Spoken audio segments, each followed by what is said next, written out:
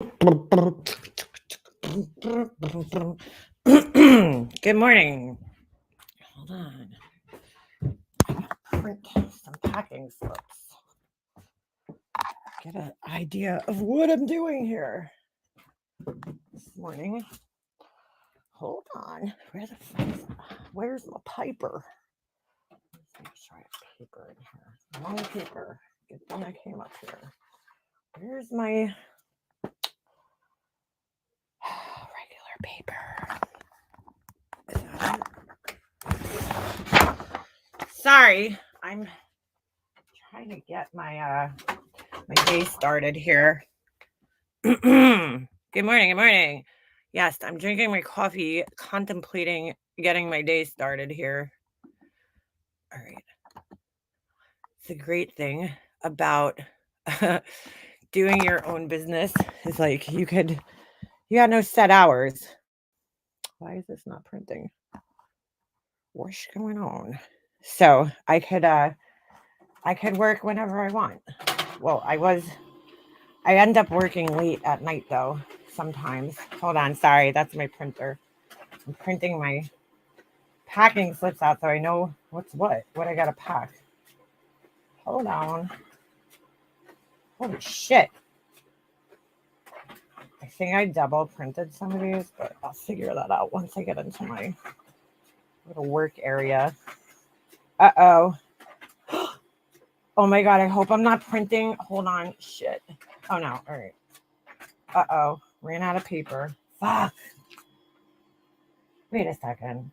Hold on a second. This happened to me the other day. Oh my God. Yeah, this is like printing everything. All right. I'll just cancel the job. Fuck. I just reprinted things that I already had printed. Sorry. Good morning. It's my happy birthday, JJ. Hold on a second. You get the birthday banner. Happy birthday. Hold on a second. I got so many birthday banners in here. Happy. Hold on. Birthday. JJ. Okay. Here we go. Girl, I don't blame you. That's how I am on my birthday. Because I'm not a birthday person. I'm like, can I just not get a year older? Thanks. All right. Printed my packing slips. I just needed them to see. You guys are crazy. I got so many orders right now. And what do you call it? I gotta do some work today, but we'll get there. We'll get there. I did a whole bunch last night, and I went out yesterday because I need a shelf. I needed a shelf in my what the fuck? Dev and Nan's missing teeth Liz. What? That's a weird name. Just saying. Okay. And you're a member of my channel. Okay. Oh, here we go. Here we go. Somebody heard me talking. I didn't even know he was outside. You better get away. Me and you are not friends today. Yeah, you know what you did yesterday. Ripped my couch cushion open and lost the zipper. Yeah, we're still not cool with each other. Okay. Anyway, why don't you go lay down outside? Okay. Yeah. Anyway, I forgot. Betty White made me cry. Took a nap. It was the best birthday, right? That's what I want for my birthday. I'm like, everybody leave me the fuck alone. How about that? How about that? Don't ask me for nothing. My birthday's in a couple of weeks, actually. No. What did my husband say about the couch? Well, he had already ripped the cushion open. So he knows the deal. He knows that it's ripped already. He had already ripped it open, but the zipper wasn't missing. So now I just have it downstairs. I have one cushion on my couch because I don't want him to keep ripping the foam out of it. So we just need to get rid of the couches, basically, which really sucks because I spent a lot of money on these couches and I just don't even want to think about it. I don't even want to think about it. Anyway, no, never found the zipper. Never found. I have a feeling it like fell in the couch. You know what I'm saying? Like I'm gonna have to. Well, to be honest, I really didn't look for it either because there's really not much I could do. It's not like I'm gonna be able to put it back on. It's done. I'm just done. I'm just ready to throw the couches out. They're fucked. They're just completely fucked. So I'm gonna have probably no couches in my living room for a while. I'm just gonna make him sleep on the floor, right? What are you gonna do? I don't need couches. Couches, schmouches. Honestly, though, I really been thinking I just want to make this like a little sitting area. Maybe I'll get like a little chaise lounge, and that's it. I really don't need couches up here. There's no TV. There's nothing up here that I really need couches for. It's just kind of like one of those rooms. It's the first room you walk into in my house. And so I felt like it needed something. Maybe I'll just turn it into a candle studio and I'll just fucking I'll pile fucking shelves on top of folding tables, you know. I'll put a big fucking cubby thing right in front of my window and just buy excessive amounts of fucking fragrance oil and just pile it on there. Maybe that's what I'll do. Turn it into a taco shop. I'll put a rug, fucking dirty rug in here. Throw some garbage on the floor, It'll be perfect. People love it. I'll turn it into a taco shop. I never use my living room. Always sitting. Well, that's the whole thing. I'm the only person that actually sits in this room. Nobody else sits up here. Sometimes when like people come over, we'll sit in here, but we haven't had people over. So, because we can't, because we have a fucking wild dog who it isn't fucking properly trained. I'm bringing him to fucking training this spring. The guy that we go to, he only does the training sessions twice a year. So he does one in October, and that one was just not feasible for me because my son plays hockey. So I may try to go in, the spring one and maybe, get him trained the same way I had Snoop trained. Snoop used to have his bed and I'd be like, go to your bed. And he knew to get on his bed and to sit there and be good. So chaise lounge. I already have a chaise lounge. Basically, it's a couch. It's just please see my comment above about who I used to be. Okay, hold on a second. Let me go back up there. My living room has been a storage space and I don't feel bad about it. Well, when I was growing up, I had a friend. Hold on. I used to be, Liz. All right. Okay. Sorry. I'm like, what the heck? Liz. Oh, duh. It says Liz in parentheses. I had a friend growing up, and it's so funny because I was just thinking about her parents the other day. Her family was from Taiwan, and her parents were like the hardest working people I've probably ever known in my life.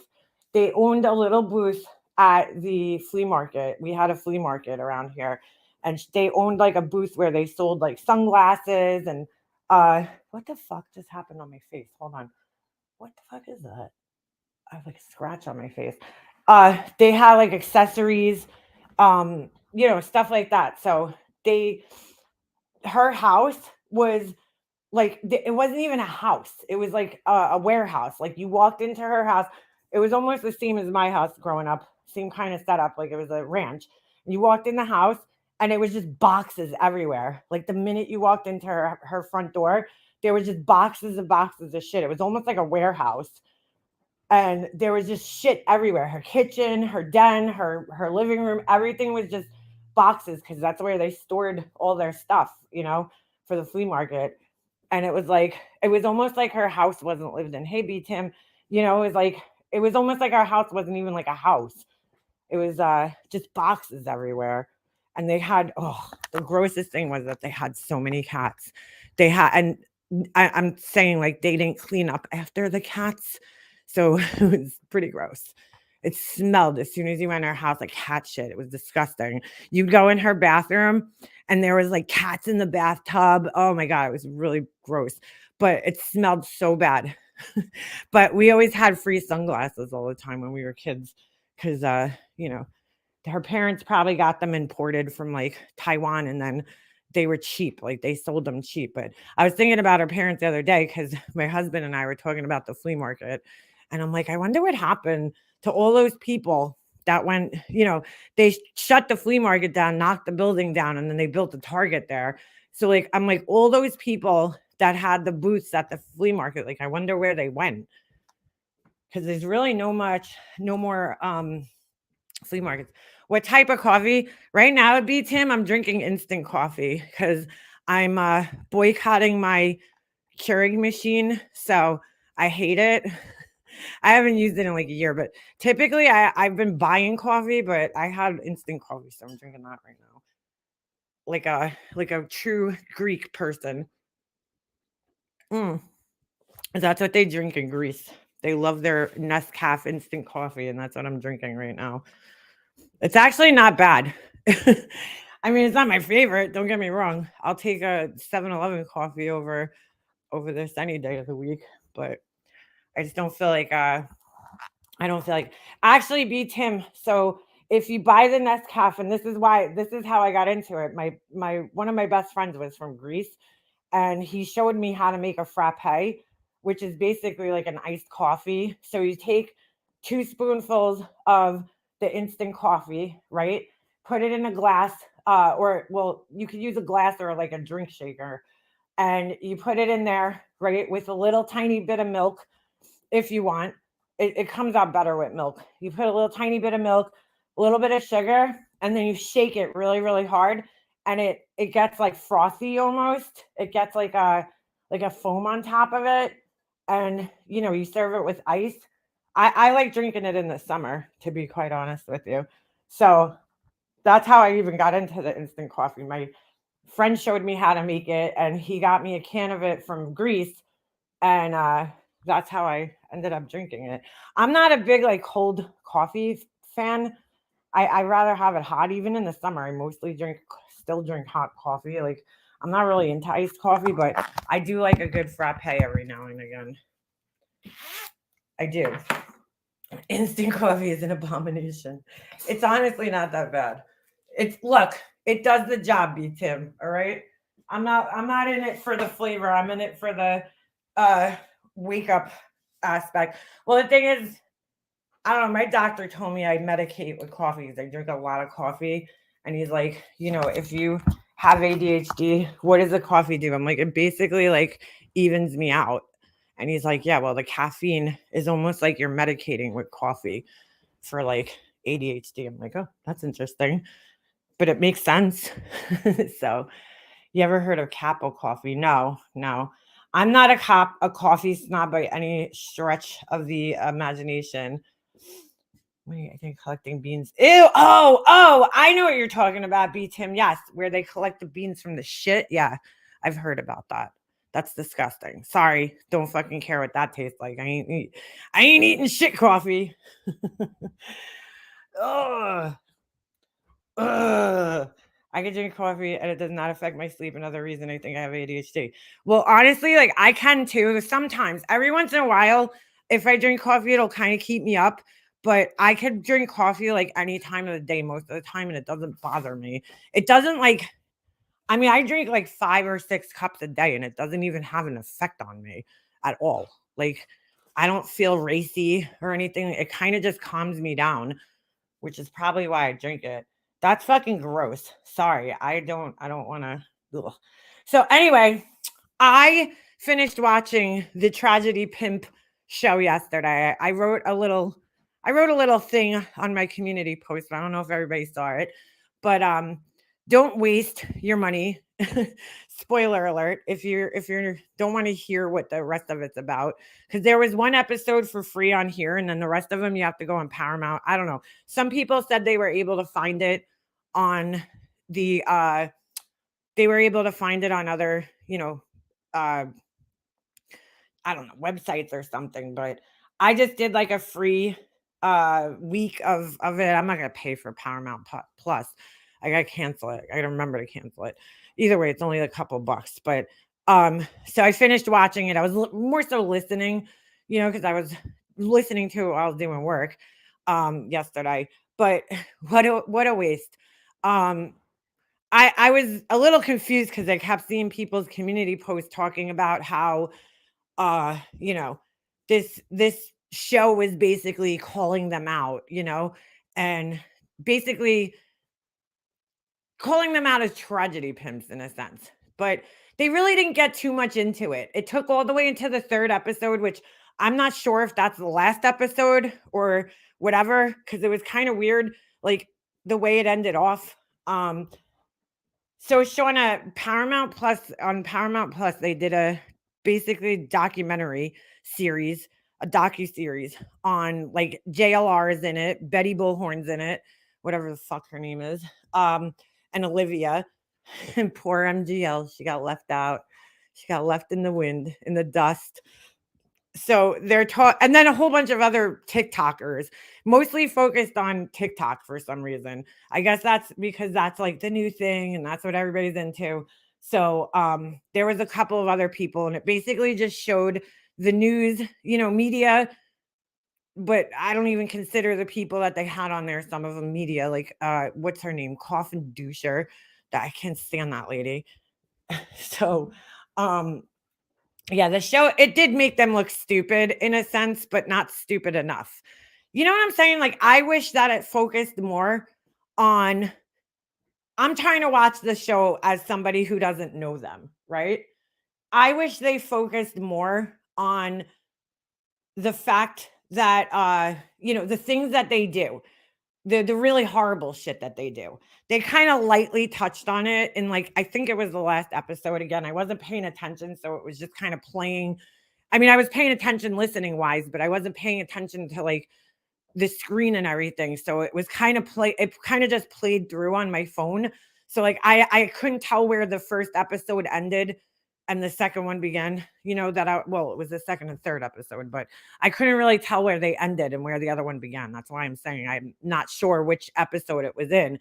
But they do get into the fact that JLR is a criminal, okay? And that he got involved in all these other cases.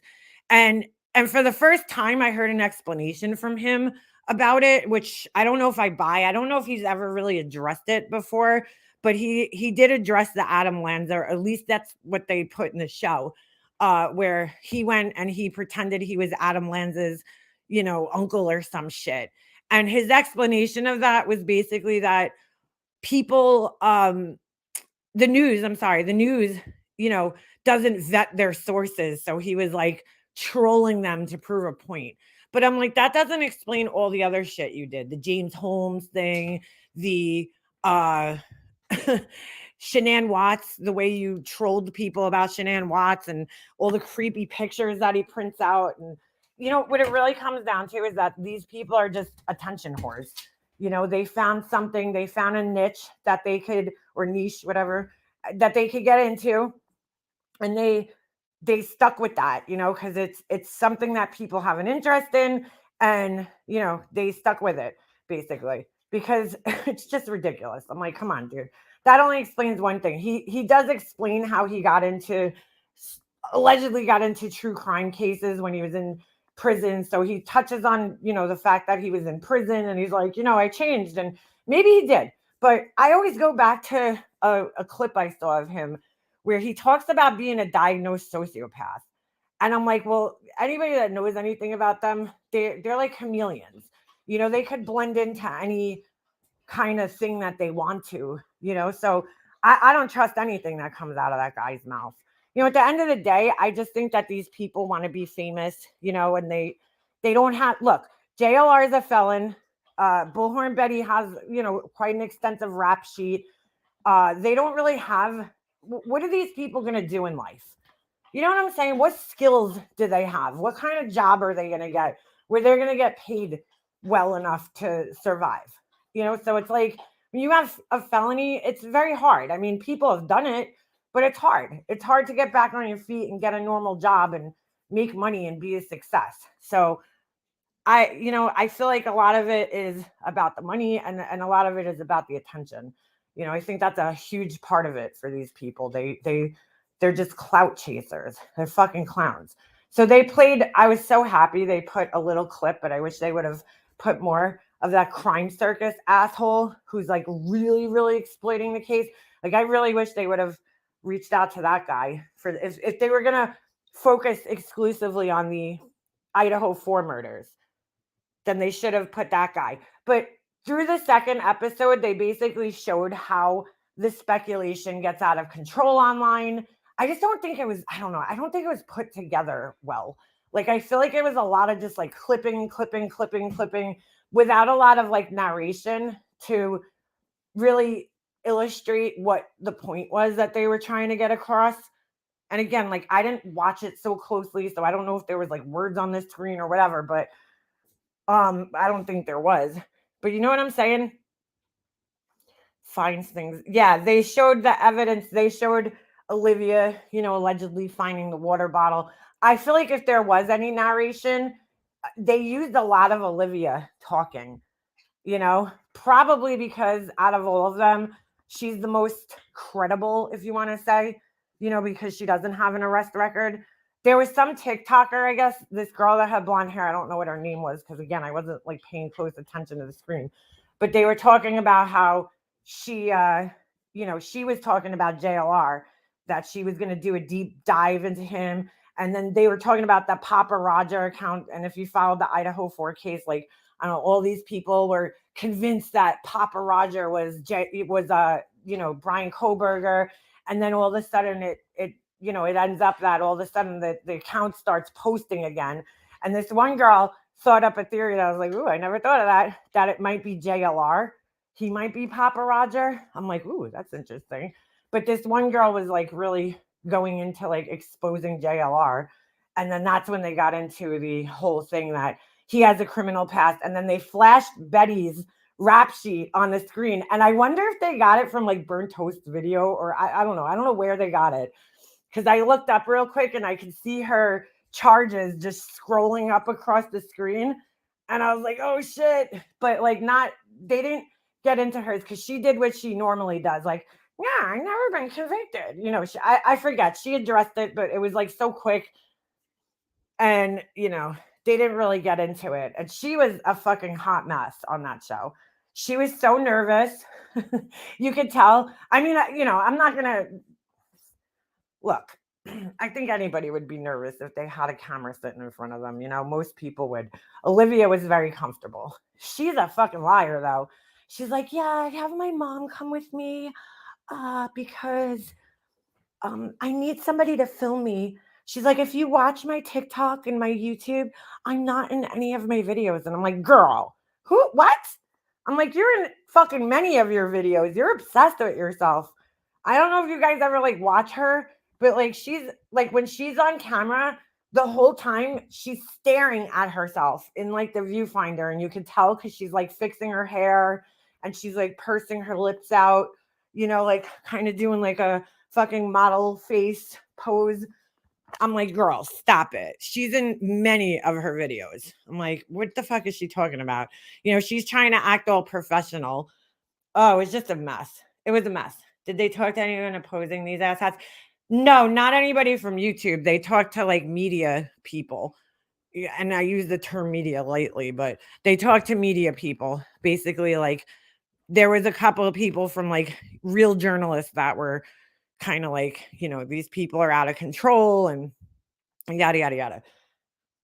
But it kind of got into the whole like speculation thing and all the bullshit that happens. Like, people calling the police, like the police are inundated now with so many tips because these idiots, are calling, like these fucking idiots from the internet are calling in tips. And then they got into the whole thing about like how people troll and like they're not vetting their sources properly. To me, that's a huge part of the problem what these people do. For instance, Olivia had that person named Kim on her channel, and this is basically why she's not on YouTube anymore. The lady Kim was claiming that she was a mother of somebody who went to school with the victims, and she pretended she had all this like inside information, and it was like a drug thing, and it was ridiculous. is Olivia actually vetting her sources? They show this in the show. Her and Betty Bullhorn. Now, I didn't know about this because, to be honest, I don't follow either one of them. Like I follow my following Bullhorn Betty is listening to Burnt Toast streams. So I don't know, I don't know all the shit that she does on a regular basis. But basically one of the things that they touched on, which I thought was really interesting, was her and Olivia. I guess this guy reached out. I'm not really sure where, I forget, but he was claiming it was like a prison informant, right? And he was claiming that he had knowledge of, somebody that went with Brian Koberger to the house and they were supposed to rob the house or something. And then that's how, it ended up turning into a murder. So fucking Bullhorn Betty is like, dude, you have to hear her on the phone. Like, it's so ridiculous. Like, she really, I think, truly believes that she's a reporter and a cop all wrapped into one. So she's like calling up the jail, like, how do we get in touch with this person? You know? And she sets up a prison call with this guy. And it's like, at least her and Olivia were smart enough to like ask her, like, to figure out that the guy was full of shit, kind of. But it didn't stop them. You know what I'm saying? They knew that he was full of shit before they even got on the phone with him, but it didn't stop them. Why? Because it's content for them, you know? So they get on the phone with this guy and like his story is just not lining up. And then all of a sudden they get disconnected. And I'm pretty sure it was him. Like a while later, he started sending like threatening letters that they needed to put like money on his books, for his commissary. Like, and that was a point that I guess one of the news people was making, is that like there's con men all over the internet, dude. The internet attracts con people, and these people are no different. Like, you got criminals that are covering these cases and conning people, and that's basically what was being said. They're conning people the same way that this guy was trying to con them. These cases attract people, trolls. There was another person that went up on a different panel on a different live, and they were claiming to have information, and then it ended up that the person accidentally showed themselves on camera, like they had a cam slip, and it ends up like this person was a known troll that does this. They're out to basically troll, true crime YouTubers and show how these people are fucking idiots, like, and they don't vet any sources. Like, they'll just throw anything up on their channels, which is 100% true. They don't. I mean, did anybody vet Olivia to see if she actually found a water bottle? No. So yeah, I don't think that all in all, it painted them in the best light, obviously. Are they going to get attention from this? Probably. Are people going to subscribe to their channels the same way many people here do? Because they're full of shit, and it's a shit show and a train wreck? I'm sure they will, But yeah. So that's basically, I mean, is it worth the money to pay for the, subscription to watch this? I mean, I don't know. It depends if you want. Because basically, what did I learn? I learned what I already knew, that these people are just scammers, that grifters that are full of shit, ambulance chasing clowns that cover these stories. And it's funny, if you go to the Paramount video, hold on. In fact, we'll go there. Let's go to the one that's on YouTube and we'll take a look at some of the comments below it. You'll see that there's some people standing up for them, and there's some people, to me, there's a difference. There's people who cover these cases, like you got the Kendall Rays, and they basically just retell the story, and that's one thing. That to me, we can't just group everybody into like true crime, because there's actually different facets. There's so many facets of this true crime community online, right? You got the serious people like the Kendall Rays and the Christina Randalls, who basically just cover the cases. Maybe give a little, sprinkle their opinions in there every once in a while, but they're just telling the facts. They're retelling the facts of the story of the case. You know, they don't get involved in the conspiracies. They're not doing all this wild speculation. And then you have the tragedy pimps. You have the Betty Bullhorns. You have the JLRs that are chasing the story down, and Olivia, that's, they're putting the tinfoil hats on. And then you have like the whole other sector that's like the drama sector, like the Summer Wells community, where it's like it's not even about Summer Wells anymore. It's about like the creators. It's not even about the case anymore. They'll put the case in the title and they'll act like it's about the case, but it's not about the case. It's about the drama surrounding the case, so it's such a deep, multifaceted thing that I wish they would do a documentary more in depth about that. Like what really happens when people run with these stories? Like how deep does it go into conspiracy, and and how far away from the original story does it get? Because that's, to me more interesting than simply just showing that people exploit things, because we already know that. That's what, unfortunately, that's what the internet has attracted. So Paramount Plus. At the end of the day, I'm like, kind of just upset that like these tragedy pimps got attention that they didn't deserve. That Bullhorn Betty got attention she didn't deserve. Because in her head, I don't think she's smart enough to realize that she was being played in this and the way she was going to ultimately be portrayed. Because you could tell that she seriously thinks like they respect her. The producers of this show respected her and they could have played her a little bit. But like, I don't think she's intelligent enough to realize that she was being played by this. Just like with the Vanity Fair article, she like, girl, that did not shed a good light on you, So I just think it's ridiculous. There's a big difference. Laura was live the other day trying to like basically compare like, oh, it's like the same thing as the media. No, Laura, no, it's not. The media, yes, is there different facets of the media? You got, the tabloid shows, which Laura loves to play on her fucking channel all the time. What's her name? Ashley Banfield. I mean, I don't take Ashley Banfield's show seriously. Ever since the Chris Watts case, when she had Trent Bolt on her fucking channel, I was like, okay, on her show, I'm like, okay, she's like a tabloid reporter. But, then you have your serious reporters that are doing, serious reporting, and they're vetting their sources and they're protecting the investigation, and that's a totally different thing. She's a moron, Laura. But it's not the same thing, because you have these out of control people that are basically exploiting cases, going around, and they have no rules and regulations. And to me, when it comes to this kind of stuff, you need some rules and regulations. You need a code of ethics. You need that for fair reporting, but also to protect the integrity of the case. These people have no they don't need to do that. They don't want to do that. They don't care. They don't care about these cases. All right, so let me see if I can find this. Wait a second, where'd it go? No, did they delete it, or they just added more? Hold on. Tragedy Pimps. Here it is. Nope, that's not it. Sorry, my bad. Wait a second. Sylvester Stallone has a fucking reality show? Oh, who knew? Who knew?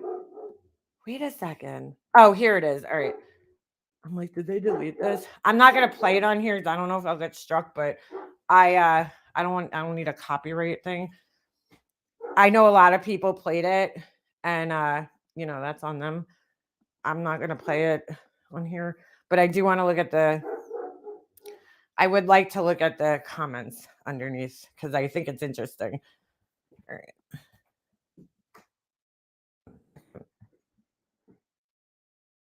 On November 13th, 2022, Moscow, Idaho shot into the zeitgeist when 4 college kids were murdered in an off-campus house. With little information given by a small-town PD, social media crime fans leap into action. Uninhibited by the restraints of traditional law enforcement, these cyber sleuths throw themselves into the story and into potential danger, reporting the case as a killer remains on the loose. All right, let's not go that far. Who wrote this? I don't know if I could I don't know if we could go that far, but uh, as a killer remains on the loose, and then a shocking arrest is made 2,000 miles from the crime scene. I don't know about that. Anyway, let's take a look at some of the comments. Oh, look, there's mine. Giving the ambulance chaser tragedy pimps clout they don't deserve. Bullshit Betty is the worst of the worst. Total grifter. She is entangled in a frivolous lawsuit with another creator here on YouTube. Shame on you, Paramount, for giving these clout chasers a platform. They don't actually care. It's all selfishly motivated. JLR continues to creep on Dylan. It's creepy AF. Pin this. All right. So most people here, I assume a lot of the people are from like this community. Sleuth, get a clue, has identified a suspect. Vehicle 1 is a Chrysler 300 by the shape of the bank of the windows. What? And the Elantra was a red herring, perhaps a way to limit the hysteria during winter break so students would return without fear. Okay. No idea what this person's talking about. Okay. Hold on a second. This person writes, in America, a person is presumed innocent until proven guilty in a court of law, not a court of opinion. Do not forget this. Proven guilty beyond a reasonable doubt. It's up to an informed jury to decide, not misinformed public opinion and speculation. Agreed. Which is the problem with these people, is that they are constantly just, okay, somebody's innocent, somebody's guilty. That's it. They're guilty. And they demand answers. It's insane what these people do. JLRs, the Bettys, and all that shit. These cases, if anything showed us that, the Chris Watts case did, because I did not from the get-go believe Trent Bolt, okay? Or Bolt or whatever the fuck his name is. I didn't believe his story that he had a, gay encounter with Chris Watts. Like, just didn't fit in the story, And I'm like, people, as crazy as it is, there is some mentally ill people out there that just want to insert themselves in things. They want to be part of something.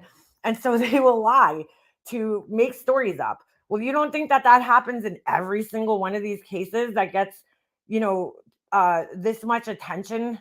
I mean, come on, So that's the problem here, is that people don't seem to realize that there's a lot of bullshit to filter through.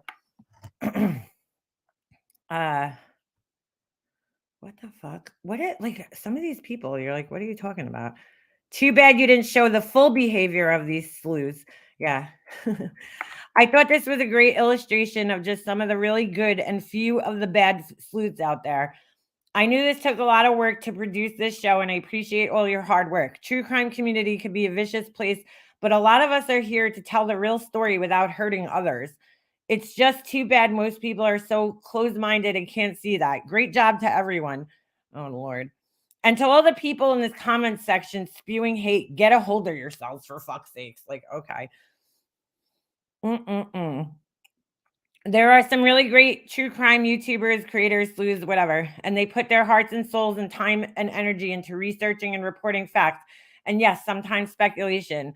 That's how you get to the people to question and who to look into, which can turn into finding the truth. We are America, and here you are innocent until proven guilty. And I would want anyone and everyone to fight for me if I was innocent and charged with a heinous crime that I didn't do. When you have great sleuthers, they can help find out the real truth so that the victims and their family and friends could get justice. Another interesting thing that I just thought of, because I was reading this person's comment and it reminded me, was that they were saying, and I forget exactly which person was saying this, but I feel like it was one of the media people that they had on there, like the real media. One of the things that they were saying was basically that they believe, which it kind of makes sense. There's a whole group on Facebook called Brian Koberger is Innocent. Okay. And now and they were showing this in the documentary that like a lot of people believe that he's innocent, and all this other shit.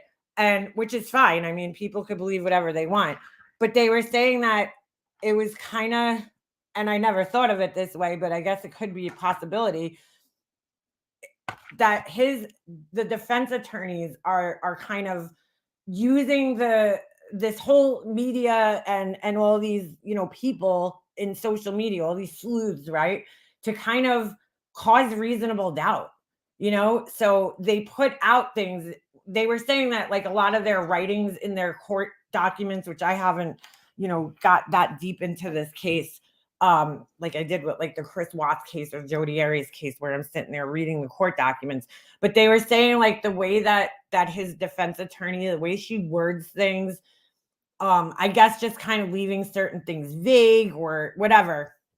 It's like almost being very carefully done, knowing that these people that are, online are going to read it and then run with it, right? And then it's going to create reasonable doubt and make it a more fair trial, which I never thought of. It does kind of make sense for a defense attorney to use social media and, the media in general to their advantage when they're in a situation like this, such a highly publicized case, because it's like they might actually be doing that, because look what happened if you go back in time, right? The Scott Peterson case being a good example.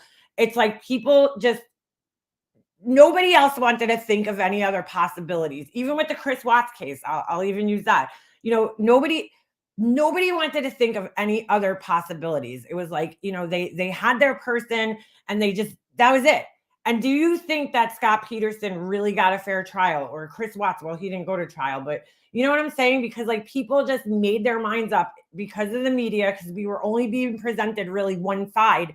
And now, especially with the Scott Peterson case, which is a good example, there's other things coming out. His case was recently just taken on by this LA Innocence Project, and people, they're trying to introduce evidence that wasn't, shown in court, or new evidence or whatever.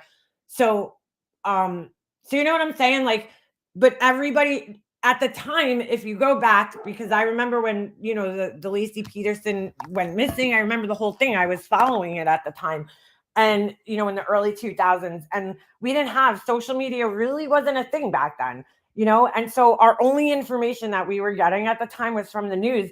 And I never thought there was any other possibility that anybody else could have killed her. I mean, I still highly think that her husband did it. I'd be interested to hear other evidence, just because, that's how I am. I always love to hear any side of the story that could change my mind about something. I'm that's the type of person I am.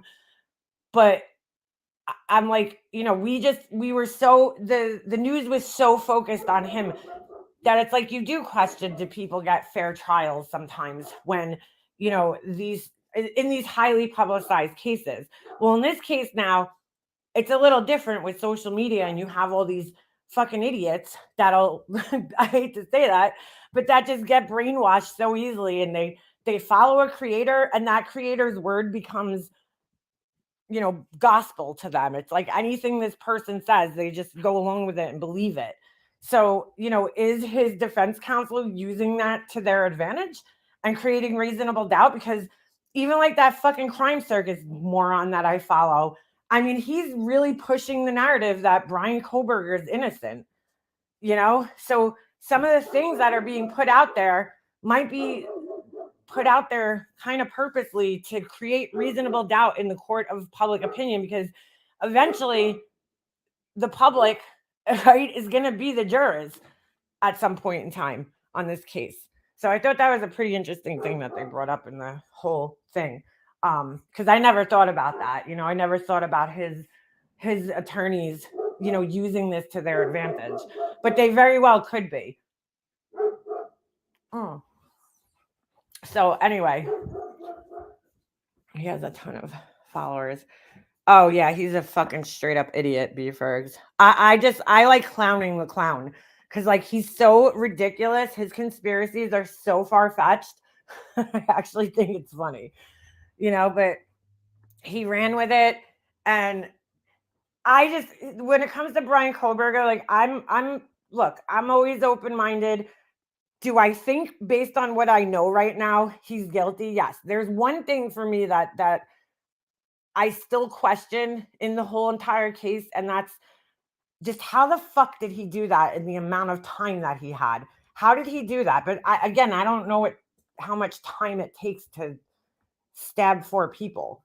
like that. Like I've never done it, so I have no idea how much time it should take, But I just like the time. There's solid evidence out there when you could see his car driving by on the video, and then you know with all the other evidence that they leaked in that not leaked, but put out in that whatever it was, the probable cause affidavit. Um, there's really not that much time. It's just like how the fuck did he do all that so quickly by himself? But other than that, I go back and think to myself like how would they randomly find this guy? You know what I'm saying? And connect him to the case. I mean, it's just it's like come on, either he has the worst luck on the planet or like he did it. I mean, but I'm open. I'm always going to remain open minded until the trial happens, till I watch the trial and see what happens, see what other evidence there is. What does his defense team come up with? Anyway, this was such a disappointment, glorifying action of wannabes with no training, ethics, and no accountability. Wow. I have to kind of agree with that. Can't believe the worst of YouTube is being painted in a positive light. Paramount needs to do more research. Now, I felt the same way when I only watched this first episode, but once they get deeper into it, they kind of start showing the other side of things. I just don't think it should have taken 3 entire episodes to do that. Like there was a lot of just filler in these that I just felt was so unnecessary. It was kind of hard to follow their like a storyline here. It was just like all over the place. It was just a lot of clips of people talking on different platforms, and it was a little confusing while kind of narrating the story of the Idaho 4, which I didn't even feel like was necessary. I guess it kind of is to show, the speculation and all that, but I don't know.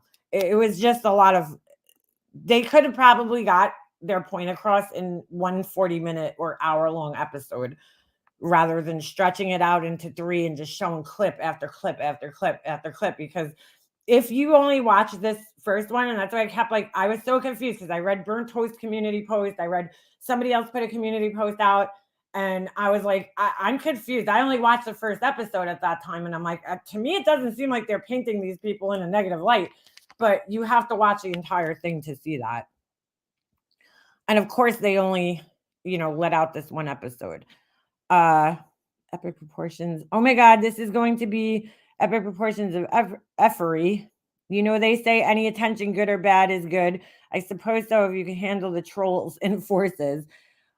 This person writes, I get more truthful news from YouTube creators than I do from mainstream media, to be honest. Really? How do you even know that? Sorry. There's other people agreeing. There was somebody in here. Here's Kathy P. She says, you definitely didn't show the real things some of these crime tourists do, like how they stalk and harass victims and families and how they go to private homes and heckle and carry on like idiots. Amen to that. They really didn't. They really didn't show that enough. I live this new media. So this person loves it. I think that's what they meant to write. These new content creators cover cases that would be lost in the legacy media news cycle. JLR at the border certainly opened my eyes to the crisis. X is the go-to when my story breaks to get instant info. Whatever. Paramount Plus should own Sonic Boom series to shoot. What the fuck? Okay. You people have no business judging others. If no one questions innocent people are wrongfully convicted, please keep your nasty comments to yourselves. Personally, I do not want to see a young man die for something he did not do. If he did it, so be it, but no evidence shows guilt yet. Okay, lady. So she's a excuse me, she's a Brian Koberger supporter. I wish BHB would use some of that legal knowledge Olivia said she had in her court filings where she's being countersued. All right, hold on. Taco truck, Uber, home, come on now. And the person in the live chat who said they announced the wrong person. So did half the news channels and Ethan's older brother. I don't know what the fuck that is. It's called speculation and freedom of speech. Can't be punished for that here in America. Yeah. Okay. FUPA 1980. Jesus. Grifter's always going to grift. The cleared list is a joke. I've been saying it for almost a year now. Why didn't they use names? You tell me. Oh, whatever. Hold on. Find it both ironic and interesting that another corporate channel subscription service and commenters bash and criticize crime or law channel creators for doing exactly what they are doing. See, that's the problem.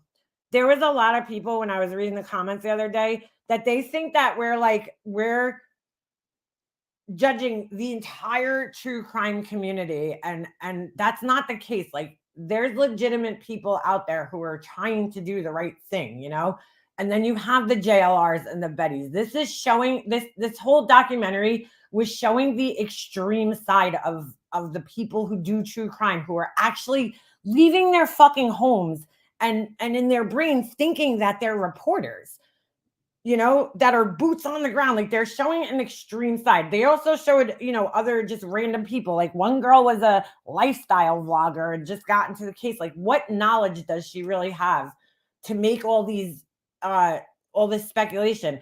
It's fine if you want to speculate, but just make it clear that you're speculating and that you don't have any connection to this case, you know what I'm saying, or knowledge or anything.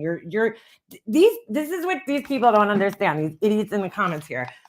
The Bullhorn Bettys, the JLRs, and the fucking Olivias, they're getting their information about the cases from the same place we are, which is the police when they release things and the news media when they release things. They're not getting inside scoops when they act like they are, but they don't vet anybody properly. So, like, it's not legitimate. They're just taking the same shit that's being reported in the media and that's being released in documents, the same documents that any one of us could pick up and read, and they're taking it from there. They're not like they're not doing anything different, right, than anybody else, really. They're just, trying to sensationalize a case, basically, with the same information that we all have, that we all have access to. Mm. But these people are sitting here like defending these people, like they're getting inside information. There was another thing. What was I watching? And they were talking about, these people wanting to keep these cases alive, even when there's, nothing to go on. It's just, it's crazy what the online community has turned into. But there's a difference to me between certain people who are just sharing the facts and people who are doing what these assholes are doing, harassing people. I mean, there's a huge difference. And I wish they would have, that's the one thing I wish they would have done in this documentary, is they would have followed, the gray hues, like the people who are trying to do the right thing. Because I guess if you don't follow these people and you watch something like this, then you're going to take it as it's every single person who's covering true crime, and that's just not the case. This is only showing the extreme end of it. Anyway, I would like to see exactly what they have done to help a case. Yes, misinformation and rumors can only hurt a case. Not only can only hurt a case, but could only hurt people. Contaminate the crime scene with obscure Brian Koberger's fingerprint on his shoes. They just so happen to have had with his DNA. Jesus H, help us God. Oh wait, I forgot the whole Townsend on it, and it's police corruption. And Betty girl, you'd not have her on your show if the masses didn't suggest to Olivia that lady was full of it. You'd so have another episode on your channel. Yeah, that's true. Be smart. Hold on, I'm just trying to read. I don't know. I don't really understand what they're trying to say. Hate how people interfere with a serious, like the bulk of people here agree that these people are nuts. Can anyone answer how law enforcement was able to go into this crime scene and remove items, send in a cleanup crew, and more? What? I believe we need the crime sleuths out there investigating. They have to make sure not to disturb the evidence they do find. No, we definitely don't need them doing this. That's why we have police. That's why we pay taxes and we have police. I understand jailers at the border. It's just sad. Olivia is a moron. She never even vetted the WSU mom. That's what I'm saying. She just put her on and took statements as fact. Right. Like, just totally presented it. I watched that video. So that was one of the videos of hers that I actually did watch. And I was like, wow, she is totally like just presenting this like this woman's telling the truth. It was dangerous. That's why she got so much fucking, kickback from that video. And then she ran and hid. Hopefully you show when BHB called out the wrong guy. Yeah, that's not going to happen. Or maybe it did. New rules. What is she talking about? Olivia? Olivia? Oh my God. Wasn't on a reader, but he was on Laura. Proven fact, you have no business in an open case. And Coffin Duffer is in it. Why? Yeah. Oh, okay. Yeah, exactly. Can we watch this on the app? Paramount Plus. Can you please upload the Knuckles? Dude, some of these people are like not even talking about this.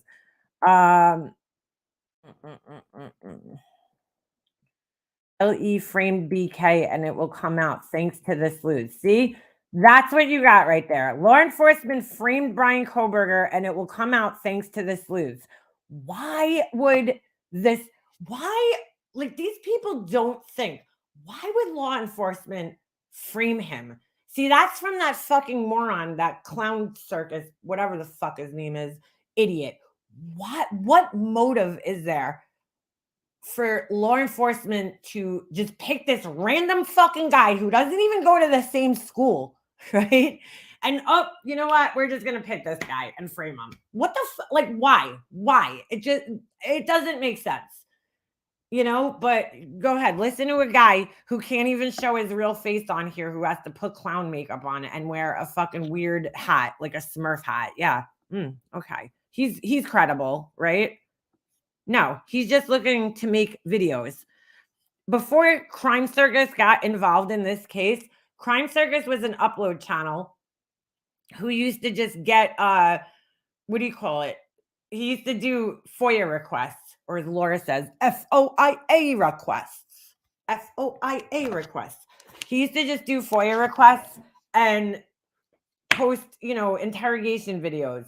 But once he started getting attention because he did one video on this case and he started gaining traction, he just went off the deep end because he's like, ooh, I could cater to the conspiracy idiots.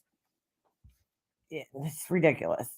So much hate towards us here. I saw this person's comment. So much hate towards us in here when people do not know what we all do, but have the gall to judge. So I think I wrote under this. I wrote us, you're in this. I don't know who this person is. Totally agree. Okay, you got two people. 100% agree with you. Totally agree. Everyone has a choice to be kind, to be unkind / hate. I see so many here choose to circulate their hate. That's the mentality we are dealing with. It shows their negative comments towards others. It shows in their negative comments towards others. Okay. I'm proud to belong to the once upon a crime time. We seek justice in ways these trolls don't even care to understand. Instead, they rather spend time in there criticizing others. Maybe they should ask themselves, why are they so negative? And then somebody else writes, YouTubers have done so much harm. There's nothing harmful about trying to save an innocent man from a death penalty and to get justice for 4 beautiful victims. But that's not your fucking job, dude. If Brian Koberger is innocent, that will, no matter what these people do on YouTube, that is going to be taken care of in a court of law. That's what I don't understand, that these people are so fucking delusional that they actually think their bullshit on YouTube, their live streams are going to somehow exonerate this man. Okay? No, he needs to go through the process just like everybody else does. He needs to go through the judicial process and have a trial, a fair trial, and have both sides presented, and then have a jury of his peers vote whether he's guilty or not. That's up to his attorneys to save his life. It's not up to you, once upon a crime, whatever the fuck your name is. What's this asshole's name? Once upon a crime time. Let's take a look at their channel. Let's see what kind of content this asshole has. And how involved they're getting. Oh, yeah, look. A bunch of conspiracy bullshit.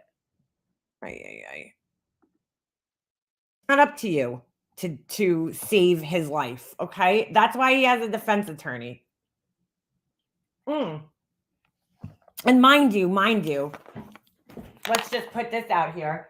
If it was me or you and this wasn't such a big case, okay, we'd probably get the bottom of the barrel fucking defense attorney. This guy not only he has a court appointed attorney, but not just any attorney, one of the absolute best of the best free attorneys, okay?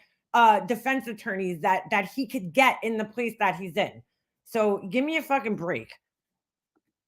Give me a fucking break. This person barely has videos on their channel. Oh, Lindaline at 4 a.m. All right, right there. If that's him, he looks crazy. So, let's see. This guy's probably a Bullhorn Betty JLR fan. Who knows? I didn't do well in a jury because I couldn't stop myself from it.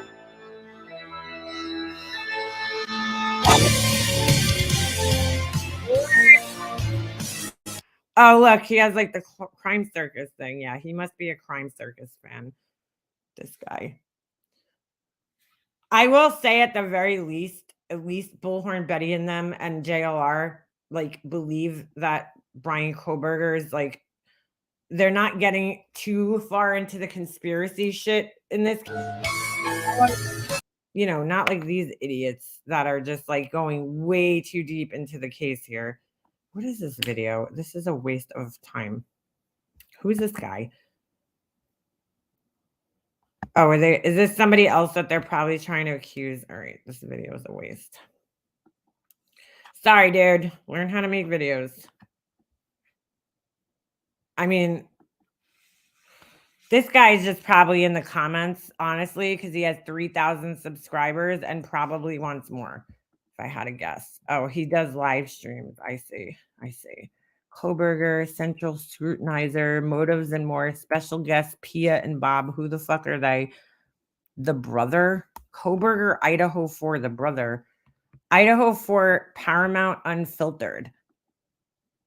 What? He's sticking up for the Tragedy Pimps. Learn how to spell boogie. Yeah, right? These people are unbelievable. Oh my God, not this again. I can't with these fucking intros on some of these channels.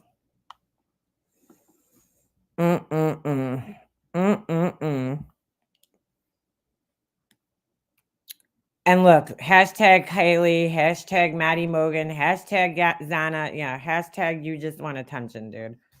Hashtag that. I've never been able to watch Lucky, his voice. Oh, geez. All right. We don't need to watch this guy. Just saying. I mean, dude, come on. Come on. It's not your job to stop Brian Koberger from getting the death penalty. Give me a fucking break, dude. Oh, these people really are that delusional, though, that they really think it's their job. Unlike the rest of America, who understands that, we're just people, we're just spectators in this situation, and we're just going to wait and see what happens because we have faith in the American justice system, and the police and everything like that. And I'm not saying that there's never cases where police are Then they called friends. Oops, sorry. I'm not saying that there's never cases of police corruption and cover-ups and shit like that. Like, but come on, I mean, I just don't think that this is one of those cases. Don't think that the police are trying to cover up, anything or using Brian Koberger, framing him. I mean, come on, it's just absurd in a case like this. Like, where would they pull him from? Why? Because he's a crime student? Like, yeah, him and probably, 100 other fucking people in his classes and shit. Give me a break.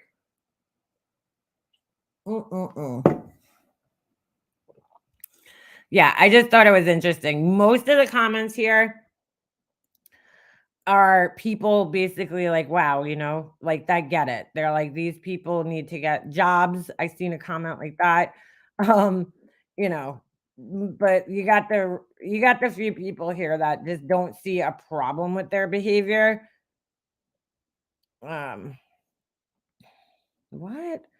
The question must be asked, was Idaho 4 terrible crime scene a hate crime of all white victims by someone of another race? What? Well, why would you ask that? Where the fuck did that come from? Yeah, this is a great point. Paramount, why not show the garbage these fools did in Tennessee and in the Quentin Simons case, just to name two? That was one thing I kept thinking last night was like, dude, the reporting, quote unquote, okay, that they did on the Idaho 4 case is completely different than the Quentin Simon case, the Summer Wells case, the Brian Laundrie case. Why are they not showing more of that? That's what these people really do. There needs to be a second series on that shit, on how they harass people. Koberger didn't do it. Oh my god. Moderator 616, she did not study law. Yeah. Olivia will believe anything. Olivia believes Bigfoot is fucking prancing around in the woods right now. So, I mean, come on. She really does. She said she studied paralegal work. The school listed doesn't have paralegal studies, and you don't get a bachelor's degree or an associate's degree for paralegal training. It's a certification only. She knows nothing about the law, nothing about law procedures at all. And if you follow her lawsuit, she is wrong 90% of her filings. If you were a paralegal, filing paperwork is 80% of your job. Use a little common sense. Yeah. Robin, how the F do you know? You don't. Because these people actually follow Betty Bullhorn. What a terrible group of people. This was a horrible documentary. You could have interviewed someone who had years of experience doing missing people research, but decided to go with a TikTok creator. Why not go with a real journalist? Because they were trying to illustrate how these people how these people involve themselves in the cases. These sleuths missed Brian. They did nothing to help. They never do. True criminals, not true crime. Amen. Yeah. So big waste, honestly, of production time and value. Like, some people are celebrating this because they're like, oh, they're being exposed. And I'm looking at it like, oh, they're getting attention that they don't deserve. You know what I'm saying? Like, obviously there's people that have walked away from watching this and thinking that these people are actually helping a case. And I don't think a major network doing a half-assed job of exposing these people is really going to help.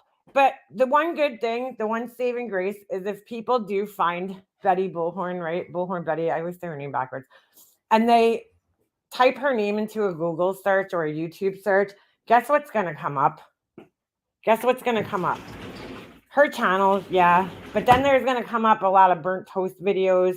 There's going to come up a lot of other people that are, clipping her vile behavior on here. And so eventually the message will get through. But just like with any of these fucking horrible idiots, there's always going to be people that just refuse to see through these people's behavior. There's always going to be people. There's always going to be some fool paying for things for somebody like Laura, that that's just never going to see until it's too late, until they're like, oh shit. Oh, I paid for Laura's cold cap and she still lost half her hair in chemo. Shit. Oh, she never did it. Oh, okay. Yeah, because somebody got suckered into that. Just saying. Somebody got suckered into that. Somebody got suckered into paying for Laura to get an expensive treatment just so she could save 50% of her already destroyed hair. Somebody got suckered into paying her expenses because she's so worried about losing her hair during her treatments. And I feel bad for that person because I don't know that Laura did the research that's required to do something like that. So, I mean, there's always going to be fools that are going to get scammed. Just like the person who paid for her video editing classes $800 and she didn't even hasn't edited a video since. Like, yeah, the penguin caps don't work. They don't work. They're a waste of money, waste of time, and a waste of money. If you told me it was guaranteed that you were going to keep all your hair, I don't think Laura realizes what like 40% hair loss looks like. What is, 60% of your hair being left? That's 40% is almost half. So you think that it's a better option to walk around with half your hair? And guess where the half falls out of? The top of your head, the most important part of your head. Why? Because that's where the most damage is on your head most of the time, is on the top of your head. The part that hits the sun, the parts that's exposed to pollution and the sun basically the most. And so that's the part that, gets blow dried the most, usually deals with the most heat. And yeah, that's the part that's gonna fall out. So you're gonna end up looking like an old man with a donut head. And somebody's gonna pay all that money for her just so that she, sucker. That's all I could say. Just so she could hold on to half her crispy burnt hair anyway. Mm-mm-mm. Not worth it, in my opinion. Also, not worth all the trouble you have to go go through. I could see if it was like a permanent thing, but it's not. Your hair is gonna grow back eventually. My mom lost her heating because it's not just head of hair, it's tiny. It's the tiny important hairs in your ears. Wait, what do you mean? Her heating. It's always the crown. It's gonna fall out. I just feel bad because I'm like, some sucker got, heard her talking about this and decided to pay for it for her. And, little do they know, I don't think Laura did her research on it. I don't. Oh, her hearing. Okay, sorry. Oh, the little hairs. Okay. Yeah, every hair in your body falls out. Your eyebrows, your eyelashes, your arm hair, your leg hair, everything.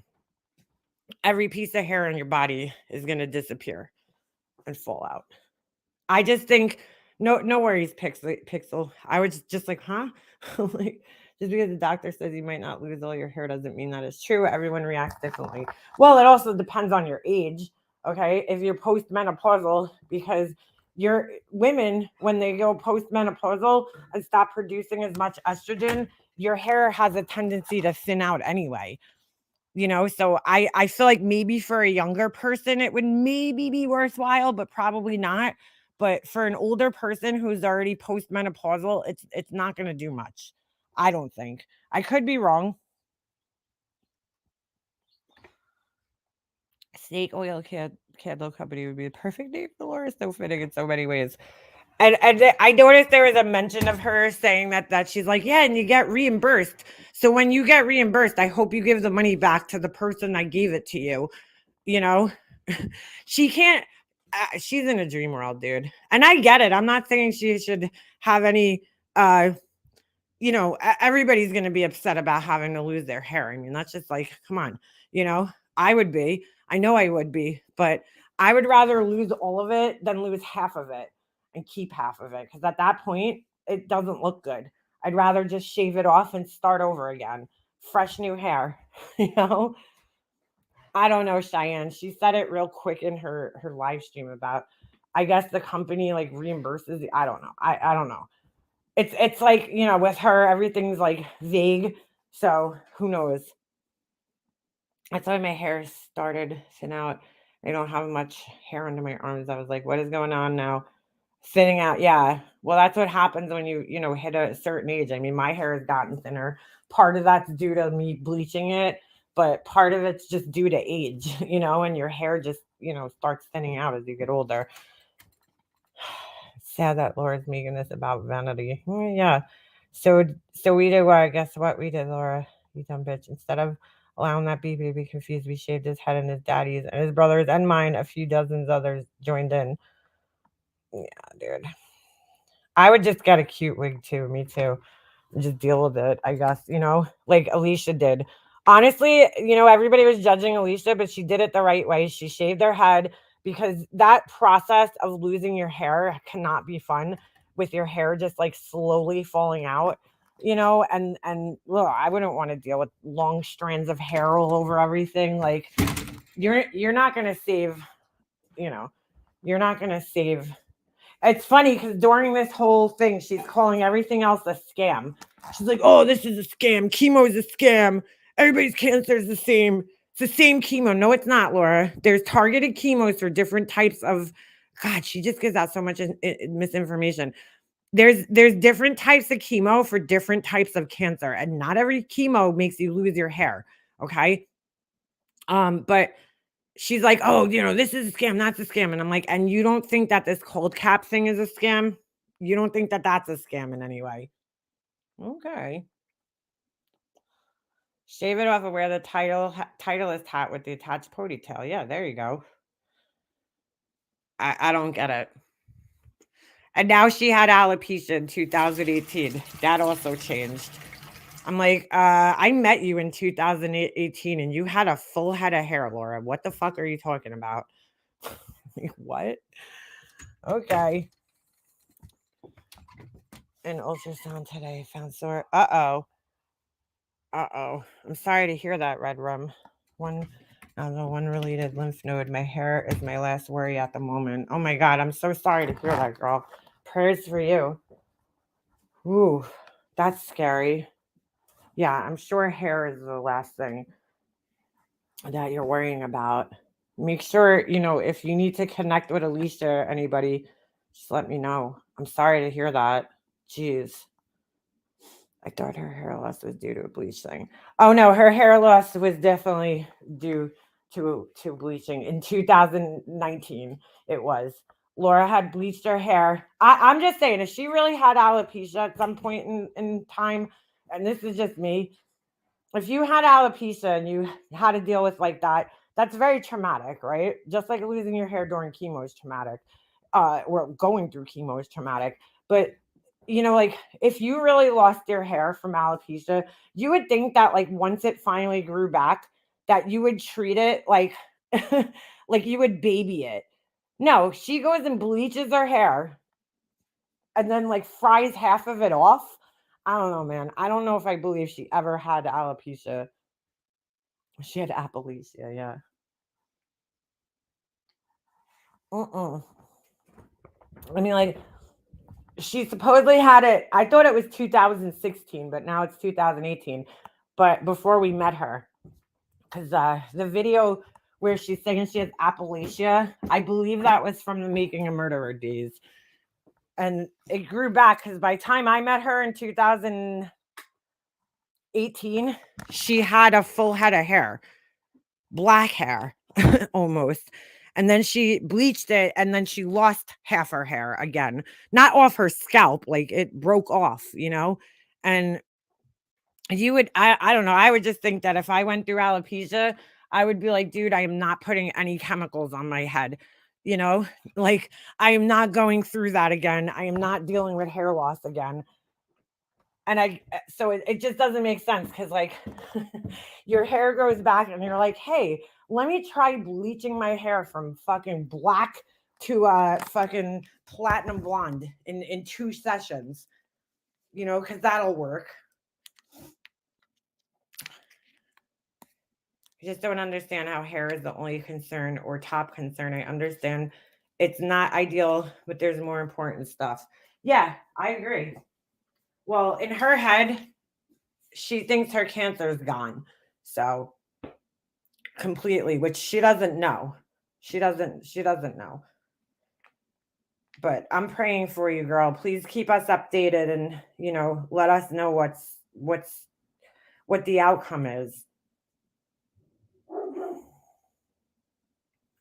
I was taking meds prior to and into radiation that caused 30% hair loss. I said, fuck this shit and shaved it off for the second time in my life. And I rocked my bald head. I didn't give a single fuck. Would I be upset? Yeah. I mean, I think it's normal that any person would be upset, but at the same time, it is what it is, it is what it is. There's going to be a lot more concerns that, you're going to change. Unfortunately, it sucks, but, it's temporary. Thank God, thank God losing your hair like that is a temporary thing. It's not going to stay like that forever. Your hair will grow back, I'd rather have hair loss than have cancer. That's how I look at it, you know? I'd rather have fucking lose my hair than have cancer and die and not be able to see my kid graduate, high school. So, I mean, that's how you have to look at it. I shave my head all the time. Thank you, MM. I should know by next Thursday or Friday. Biopsies are Tuesday. They said it takes 2 to 3 days to get results. Today was instantaneous, so that was nice, but the waiting sucks. Yeah, that does suck. I'm so sorry to hear that, girl. I really am. Thank God you went for the test, though. You know what I'm saying? Thank God. Hair was the last thing on my mind. The last thing to worry about. I wear beanies. I thought I bought wigs, but I just never wore them. I tried to love myself. Yeah, like it'll grow back. Mm. You know what I would look like bald? I already look like my dad with short, long hair. I would just basically look like my dad. Bald. I don't think I would look good bald either, but you know, it is what it is. I would just deal with it, I guess, because I wouldn't want to. I would hate to see somebody. Here's the thing: if I had the money to try something like that, I'd be like, all right, if I just had that extra couple of $1,000s to just blow on experimental, basically things, sure. But to have somebody else pay for it, I would never be able to accept money from a stranger, okay, a person that I never met online to pay for something like that for me. It would never happen. I would never feel right taking somebody's money for that and putting that on them. Just like I would never take $900 from somebody. I mean, just a couple weeks ago, Pugs was like, she's like, oh, put up a thing. I want to invest in your business. And I'm like, thanks, Pugs. I appreciate the sentiment behind that. She wanted me to do like a vote or something for people to pick like mold. And I'm like, I don't want other people paying for that. Like, that's my job to do that. You know what I'm saying? Like, I don't want to do it. It's a very nice sentiment and a nice offer, but like, I don't want to do that. I want to pay for my stuff myself. Thank you. So, how does that make Alicia hypochondriac? Oh, yeah, she's an idiot. Strange thing is, I went for a mass. I found myself that isn't even the issue. If I didn't find the non-suspicious cyst, I wouldn't have gone again. Oh my God, I'm 35. The standard mammogram is 40. Scary. Yeah, that is very scary. Holy shit. Thank God you did your own exam though. You know, um, I did the same thing with my thyroid. Thank God there was nothing there, but I found my nodule on my thyroid myself and went in, to the doctor. So it's important to do those things. Good. Thank God everything happens for a reason. I'm telling you. She goes to the Cancer Society. They will help you with the wig people donated. Yeah, no, she don't want that. Certain people expect others to pay for everything and have absolutely no shame doing it. Yeah, and then she's gonna sit there judging other people. Like she was judging Alicia, who was taking money in to help survive for survival reasons, right? To pay for her bills and everything that she couldn't pay because she's not working. And and then you're gonna take money from somebody for this bullshit. Get out of here. I just don't get where her fucking head's at sometimes. I really don't. No, muffin mouth. I wouldn't say it's not gonna look good. I was saying the other day, I know a mom that I've known from, my son's school, and I assume she has alopecia because she's had it for a very long time, and her hair is thinning from the top, and it's all in the front, and it's like really, really bad. It's gotten worse since I've met her first. I'm assuming it's alopecia, which she has, and it's I feel bad for her because she's a pretty girl, and but her hair is like super, super thin on top. Um, and she just rocks it. I mean, I gotta give her credit because I would probably be like wearing hats all the time and wigs, or something. And she rocks it, but it don't look good. Like, like if I had a choice, I would probably cover it up. She just rocks it though. She don't give a fuck. Not gonna lie, I hope Laura's chemo makes her feel the worst she's ever felt in her life.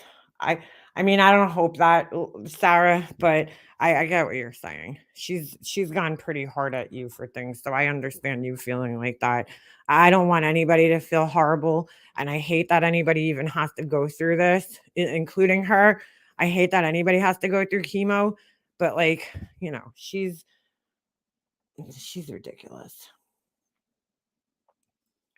Yeah, exactly. Everything on Alicia's Amazon list was a necessity, not a vanity. Well, she was thinking of smart things to get for her treatments that were going to help her, through. I mean, I don't know. I just can't believe she's letting somebody else pay for this shit. I'm like, wow. Just fucking wow. Just typical of her to be, she must have been complaining about it and somebody felt bad for her and this person's going to get suckered into, doing this for her. Because pink pots and pans and utensils help fight cancer. Yeah, exactly. Doesn't she brag that her family is wealthy? Yes, she does. You should introduce her to June Penny. Oh, I know. June's the best. She's got all the wigs. She's got all the hair shit. Yep. And she has no, like, she probably helps so many other people, seriously, with that. She really does. But yeah, like it happens, and I don't know. It's it's unbelievable that somebody else is paying for this. I would be like, thank you for the offer. I really appreciate it, but I can't accept your money for something that might not even work, because that's the reality is that it might not even work. It might not do anything for her. So do I. However, she needs a good dose of humility. Yeah, she does. She thinks all the money should go to her. It's so bizarre. Her content is counting everyone else's money. She's starting her own genre. Yeah. Jada Pinkett claimed to have alopecia. Laura had alopecia. Uh, yeah. I just can't wrap my head around it because it's not a guarantee that you're going to keep your hair. And more likely than not, you're still going to lose most of your hair.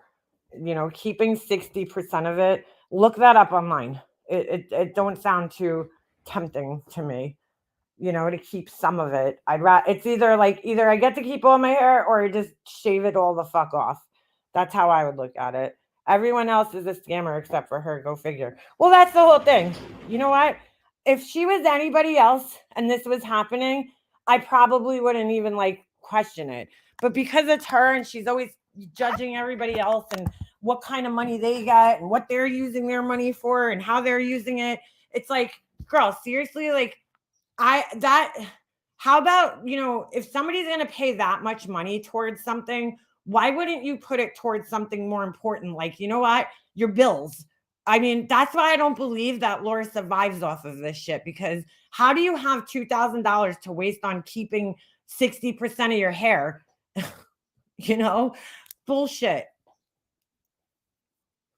She's the biggest scammer out there, which is why she's always pointing the fingers at everybody else, because I don't believe any of her bullshit stories. And I'm sorry, her people could come for me. I don't give a fuck.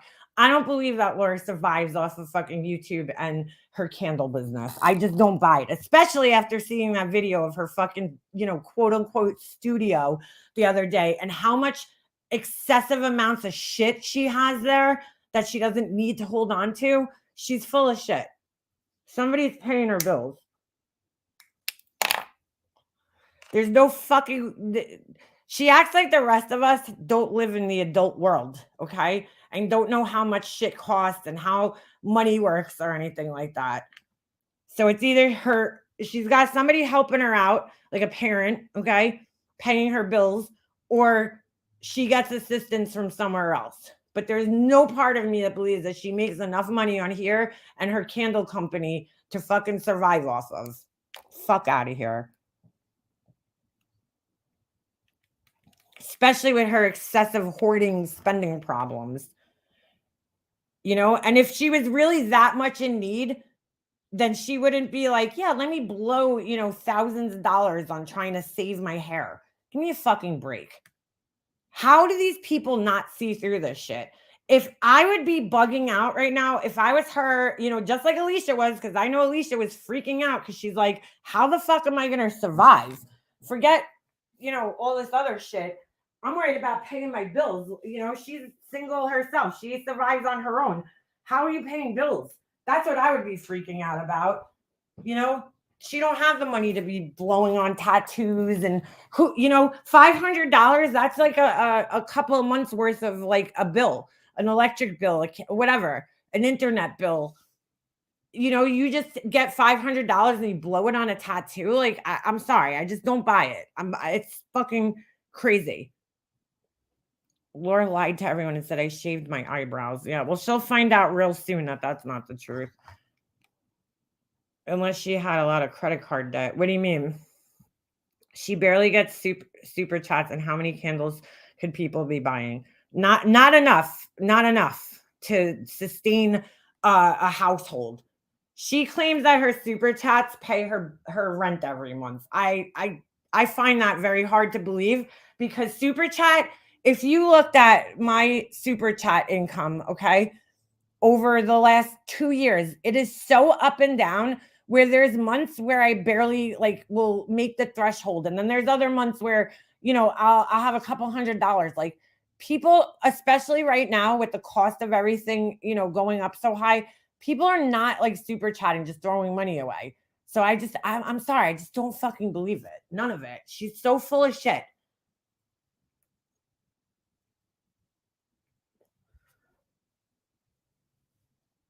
Yeah. Yeah, exactly. She has to be on some type of assistance. She claims she's paying for private insurance and all this shit off of her candle business and a fucking and super chats on YouTube. Bullshit. I call bullshit. Most creators on here that were able to quit their jobs and live off of YouTube weren't able to do so until they had hundreds of thousands of subscribers. So you tell me how the fuck Laura's with 20,000 subscribers, who's getting less than 100 people in her chat sometimes when she's doing her true crime lives, is living off this shit. Fuck out of here.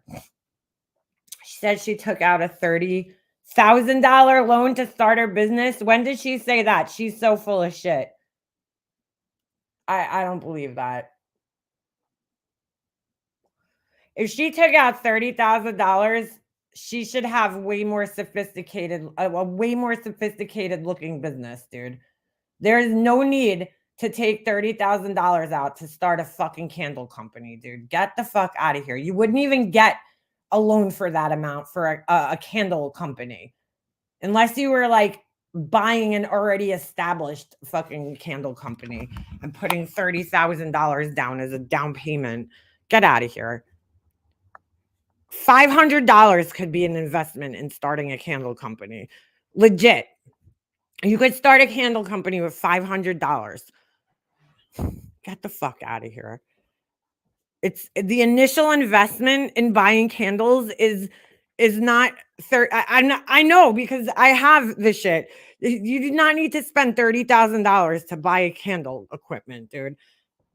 You need to start off. You just need the basics. Okay, you need a pot, a melting pot, a couple of pounds of wax, and some vessels and some wicks, different wick sizes. Give me a fucking break. She's so full of shit.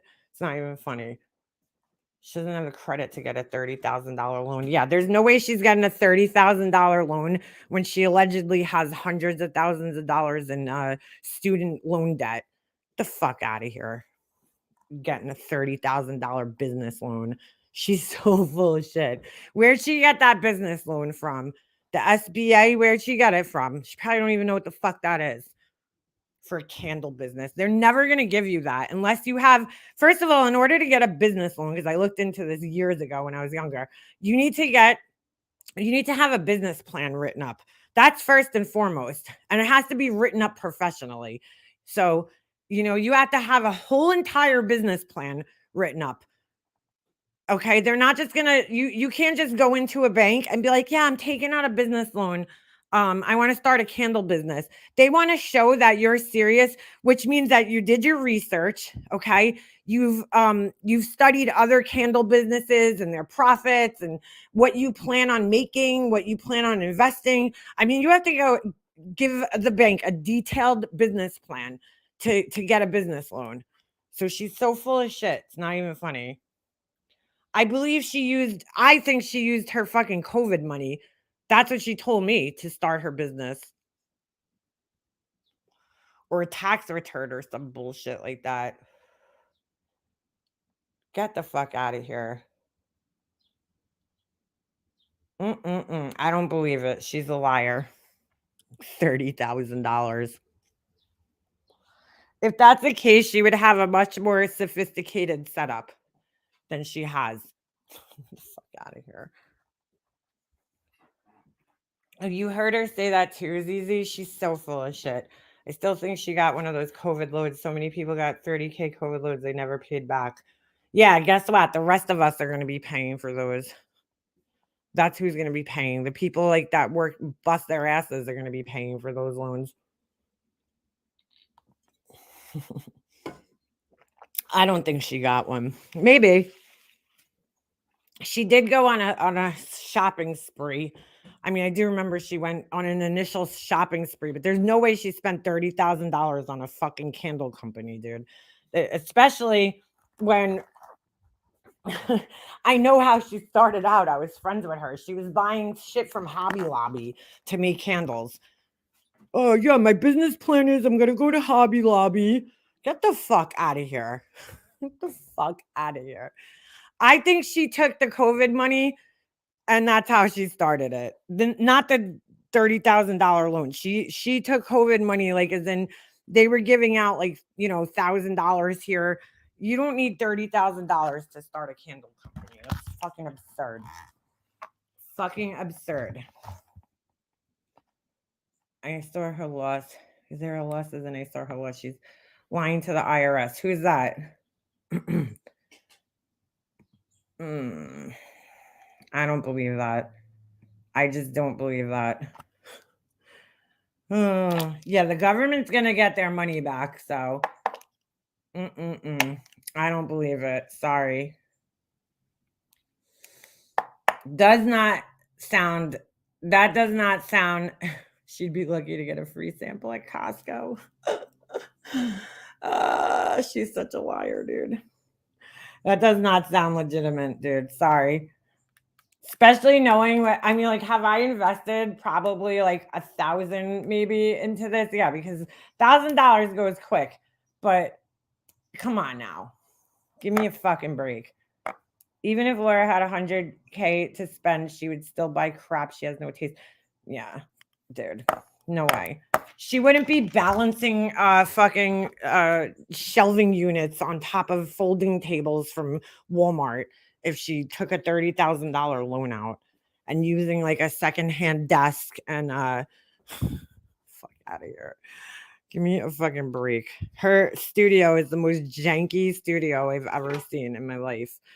There's like shelves on top of shelves on top of shelves balancing on each other. One of her shelving units is on a Parsons table from Walmart. Like those like square tables with the square legs, the like cheap side tables that you could buy at like Walmart that are made out of like particle board. Yeah, sure. Sure, Dan. $30,000, my ass. That taco shop studio she has doesn't look like she has for 30K. Looks like she spent $200. Yeah, right. She went and bought a bunch of shelving units that don't even have fucking backs on them. Come on now. Still don't get why she bought so many fragrances. Be fair, that I don't understand either. Those things, dude, those fragrances are never going to be used. There's no way. There's just no way. You got to think when you buy all those fragrances, you're just making more work for yourself in the end because first of all, you're spending ridiculous amounts of money. But like, how are you going to list all of those fragrances on your website? Do you know how time consuming that would be to list all those fragrances and then make products with all those fragrances? Like, that's not even feasible. Not even close to feasible. Oh my God. I mean, that's just so excessive. And that's the most expensive part. That's what I don't understand. That's the part that I fucking hate buying the fragrance oils because they're so freaking expensive. It's like you get a lot of free samples, like, well, not a lot, but you could buy like sampler packages, but they're kind of a waste of money. I mean, they're nice to have because you could try a bunch of different scents, but like they're kind of a waste at the same time because you could only make like one or two little candles with them. And I see she has a lot of those, but she also has a lot of full size bottles, which are like you're talking like $20 or more for these bottles. It's like there's got to be thousands of dollars invested in fragrance oils, which is just such a fucking waste of money because you're never ever going to be able to use all of them unless you're like a professional mixologist and you know like which fragrances go together. You're never going to use all those. And I don't think she's mixing custom fragrances. I just don't. 'Cause it's not easy to do. I mean, they do give you suggestions on some of the websites. They'll tell you what fragrance oils mix well together, you know, but I mean, there's just no need to have that many fucking fragrance oils, dude. That's insane. It's an insane amount to become an expert in one area and market the shit out of it, then expand. Yeah. Not good. Not good. 200 cents and people only buy like 10 of them. I think she only has like 10 of them listed on her website. I mean, that's what I'm saying. You would have to sit there and list all those fragrances. That's a lot of time, dude.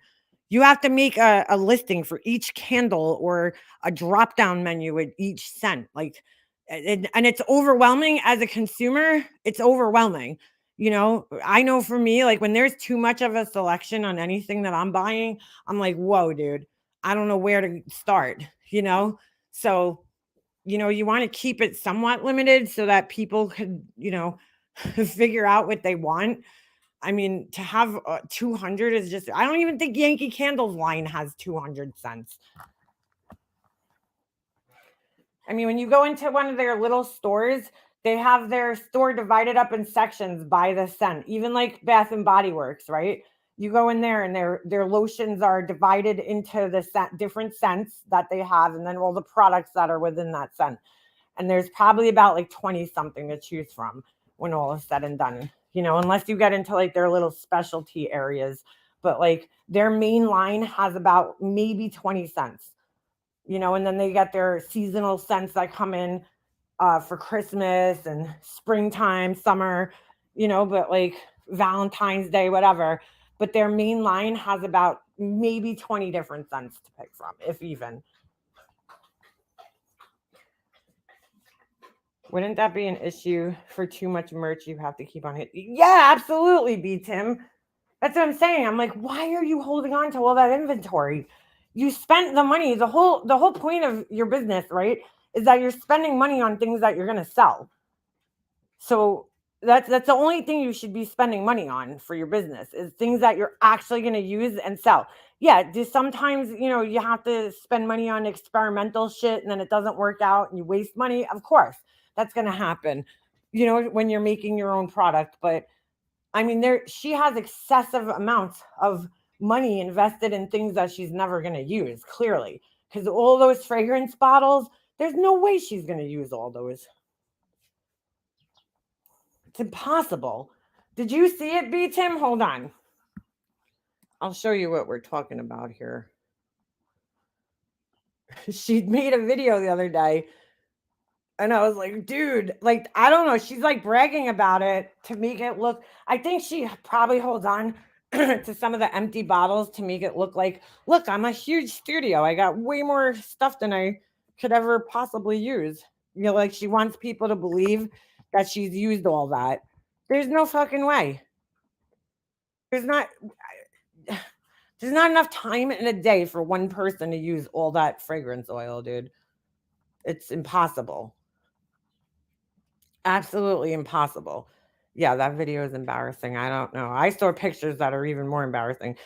She's like, that's only an eighth of my studio. I'm like, well, that's pretty bad, Laura. 'Cause if that's only an eighth of the product that you have laying around that's not getting used, that's just like degrading over time and rotting away. That's pretty bad, dude.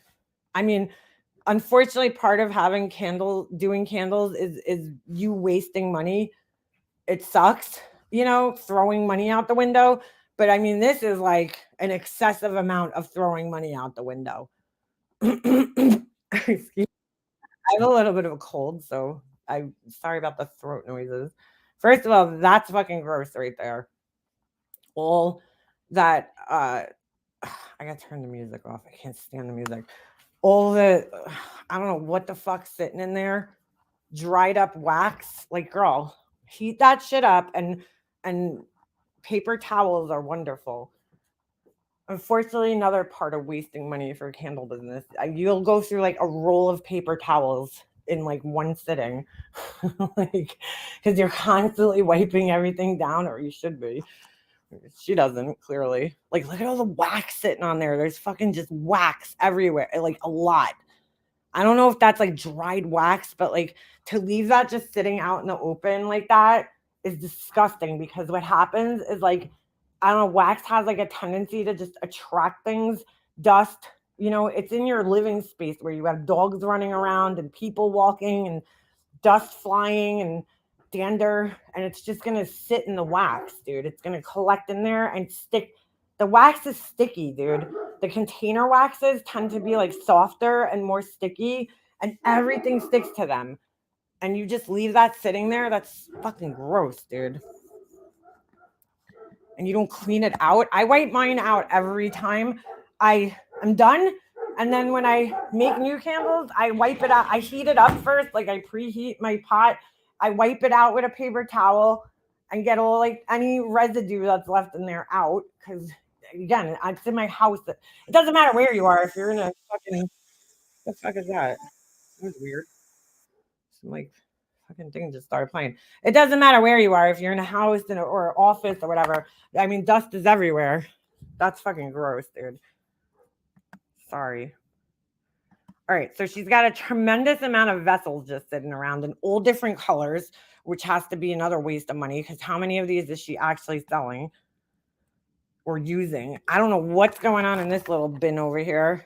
There's like just a mess. This is a fucking disaster, dude. Look, there's scents. Hold on. Let me rewind this for a second. Oh, it doesn't work like the same way. Hold on. There's oh my god, Laura, this is so bad. Hold on. Sorry. I don't want the sound on. Look, there's fragrance oils up here, okay? A ton of them. Oh my god. And again, some of those could have came as free samples with orders, but like, look at this. There's no need for this. Oh my god, dude, there's so many, bro.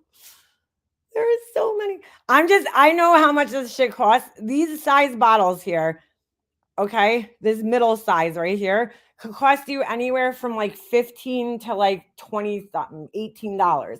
The big bottles could go anywhere from like 20 to $30 or more. Like these giant ones back here. These smaller ones are about like 15 to like $18 a pop, depending on which scent it is. That's a lot of fucking wasted money, bro. You're not using all this shit. There's no way in God's creation are you using all these oils. Look at this. Like, what the fuck, dude? That is just way too many. Yeah, that's in her living room. Yes. I don't know, B Tim. I don't know. I would be like right now, that's my focus is getting rid of things. I put mystery boxes on my website to get rid of some of the samples I've made and experiments that I've done that are not, that are good. I have like things that I've made that I haven't even listed on my website, because either like it's just not feasible or whatever. So I'm trying to get rid of some of my inventory. But this is like, I don't know how she's going to get rid of all this. This is a lot of money invested and not a lot of product being made to make up for it. I just like, whoa. And like, she's not making, If she was making, let me just explain this. If she was making mass amounts of candles and needed this much fragrance, you would be buying the fragrance oil in bulk. Because, like, the next size up from this big bottle up here is like a jug. You're talking like a huge jug, like gallons. So, I mean, at least with that company, I don't know. I haven't ordered from that many different companies, but so you're talking like jugs. So to be buying all these, smaller bottles, you're making like one or two candles, maybe like 20 of like that scent. But like this is like, I cannot believe how much fragrance oil she's holding on to. Like I need to get rid of what I have. I just ordered some and I'm testing. I mean, you do have to order them to test the scents, but like that's girl, test them and then figure out, okay, am I going to use this or not? But I heard she holds on to the empty bottles, so maybe that's what this is. But still, dude, that is an excessive amount of money on fragrance oil. And it's not even like she's sponsored. I know there's like people on here that have like candle channels where they show people how to make candles. And so the companies like that make these fragrance oils will send them testers, so to promote their company. That's not happening over here, dude. She's paying for all this shit. Oh my God, dude. Wow. Just fucking wow. Now we're on to the more vessels. So she already has an entire thing of this filled with random vessels. And now we're on to another shelf of random vessels with, I don't even know what the fuck's going on here. There's candles. There's a jar of honey. I don't know what that is. I don't know. I don't even know what half this shit is. It's a lot of shit. That's what it is. And then another jar. And she says this is only an eighth of what she's got. Girl. Oh my God. This is just excessive, dude. I mean, like even her garbage pail. How does she use her garbage pail? Oh my God, dude. Oh my God, Laura, you got to get rid of some of this shit. I don't know what she thought, like showing this. This is a mess. Like, this is not. Look at these giant. So she's got. Oh my God. It's so dangerous. I don't know if you guys can really see it that good, but she's got a set of cubbies, okay, down here. I don't know what the fuck these are. They're like giant cubbies. It almost looks like she bought the cubbies but never put the shelves in it. So like she has like the outline. I don't know, but then again, they have the backing on them. I don't know. I don't know what the fuck those are. She just she got somehow, some way got giant cubes. So like what a waste of space because there's no shelf. But they're balancing on top of the other ones. These things by themselves are not sturdy. I have them in my son's room and I have them anchored into the wall because they're not sturdy. Like those things could tip over so fucking easily. Any shelving unit can. Every shelving unit in my house, except for one, is literally screwed into the wall because they could tip over so easy. Like, oh my God. Don't those oils go bad after a year or so? Well, I don't think they necessarily go bad, but yeah, they might degrade, especially when they're sitting in front of a sunny window. Absolutely. Are these scents flammable? They all have a different flash point. Yeah. Yeah, if she has an earthquake, I'll tell you right now, she better fucking run out of that room if there's ever an earthquake in Alabama because she's going to be buried. None of this shit is bolted down or safe. I saw another picture the other day where she literally has two of these giant square things right here, whatever the fuck they are. I don't know. They almost look like cabinet bases without the doors on them. And she has them sitting on top of a folding table, and the folding table is literally like caved in the middle. Like it's like sagging in the middle. Cause like I don't know. I don't know. And then there was another one that I saw back in the day where she has one of these units right here, collapse units. It's sitting on top of a Parsons table, balancing. Just dangerous, dude. Like this is just dangerous. Thank God she doesn't have little children in her house. Oh, here, wait, is this it with the fucking things balancing on? I don't know. I can't even tell what I'm looking at. Yeah, look, this shelving unit is sitting on top of an IKEA side table. Oh my god, dude. With a drawer. It's sitting on top of a side table. You see the towel? There's like a towel, and then it's like balancing on top of a fucking table. It's so dangerous, dude. I would be having a fucking heart attack with all that. Oh my god. It's literally just balancing on shit. I don't know why she wouldn't put it on the floor. It's balancing on top of another table. Oh my goodness. It's very dangerous. And I don't know why nothing matches. She's like, let me get a black one, a white one. This one's floating in the air. Oh no, this one might be on the ground. This one might be the only one that's actually on the ground. But still, oh yeah, it's on the ground, I think. Dangerous, dude. Like these like big cubes just sitting on top of this thing, not screwed in. Oh my god, dude. It's dangerous. I don't know who, like, you know what the great thing is about IKEA? They have planner tools on their website. So, like, if you're doing a closet, if you're doing, I think they have it for a few of their systems where you could actually go online, measure your room. I've done it before. I did my closet like that. You can measure the room, and then, you could put their products in the room to see how they would look. Laura surrounded herself with flammable chemicals while she makes and lights candles up. That doesn't sound like a good idea. B. Tim, you never saw when she lit her fucking hat and her rug on fire and her desk? One of her candles lit her desk on fire. Well, I mean, look, the oils are, I don't think they're that flammable. It's not like gas.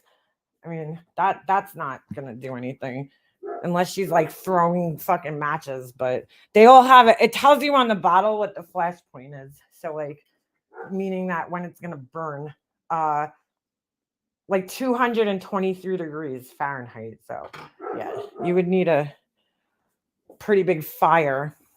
I don't know how she fits in there. I don't know. No, she doesn't smoke. She vapes. I don't think that it's not like dangerous to have these around.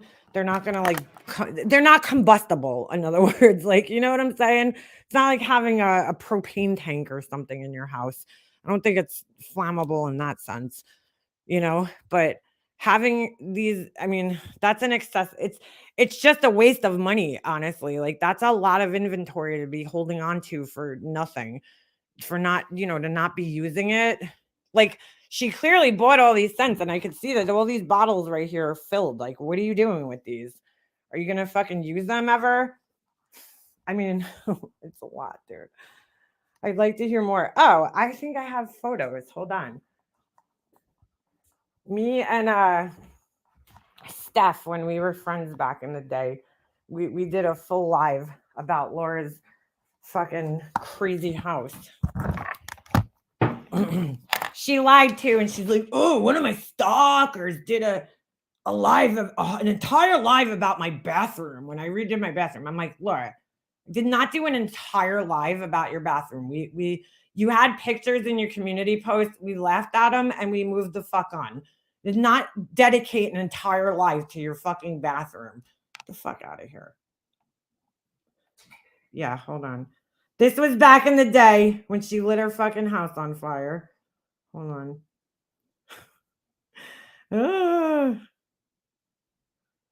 It's like, I don't know if I have the rug picture. I know I had the desk and the other one. Oh my goodness. Yeah. She posted this shit in her fucking community page. I was like, oh my God, bro, why would you tell your customers that you almost lit your freaking house on fire, Laura? Good Lord. That's a horrible idea with your own candles that you're trying to sell. Like, even if that did happen, which I think what happened was that she left her hat like close to the candle or on the candle or something, and that caught fire. Like, but why would you advertise that? Why? Hold on. Waste of money for you and your customers. Micah, unto your shit. Waste of money for you and your customers. Yeah. Yeah, this is it. This was way back in the day. This is when she first started out. Hold on. Oh my God. I got the worst fucking sore throat. Yeah, she does stalk QB. So just like she says, everybody stalks her. Here. This was when she lit her fucking house on fire, dude. No, those shells aren't mounted to anything. They're just floating, literally balancing on top of things. So this was her desk. This is what her desk looked like. You could see the candles actually right there. This was, oh my God, that was so fucking horrible. That was her. I don't even know where she got those like horrible, cheesy fucking clip art graphics from. They're so bad. That was when she was making the Wendy fat cunt candle. That's what she called it. And then I don't know. It melted her one Titleist hat, but who knew? She had a backup. She had two of them. There's her Titleist hat. Oh, I can't. Her fucking hat. Melted Titleist hat. Yeah. She lit her own fucking house on fire with one of her candles. And then, shows it to her customers. Ay. Maybe the ponytail burnt. Well, she had a backup. She had two Titleist hats. So that must have been her backup. I don't know. But like, why would you post this on your community page? No, she doesn't play golf. She probably got the hat for free from something. Maybe when she was a record producer. Who knows? She went to golfing events. Or when she was a stockbroker. Maybe she was also like friends with Tiger Woods. Who the fuck knows? Oh, for fuck's sake, Laura. You need help. You need fucking help. I'm like, why would you show this on your live, on your community page? No shame. No fucking shame from this one. Oh my God. The landlord would lose his shit. Yeah, I'm sure he would. She's like, yeah, I just kind of set your house on fire. I thought there was another picture of the carpet, but I don't have that one for some reason. Or I could be wrong. I don't know. Ay. 5-finger discount. Oh, Laura, this is a mess. Yeah. Her bathroom is off. Yeah. Pretty bad. Color theory, not her fucking thing. I just could not believe look, she shows this shit on the internet.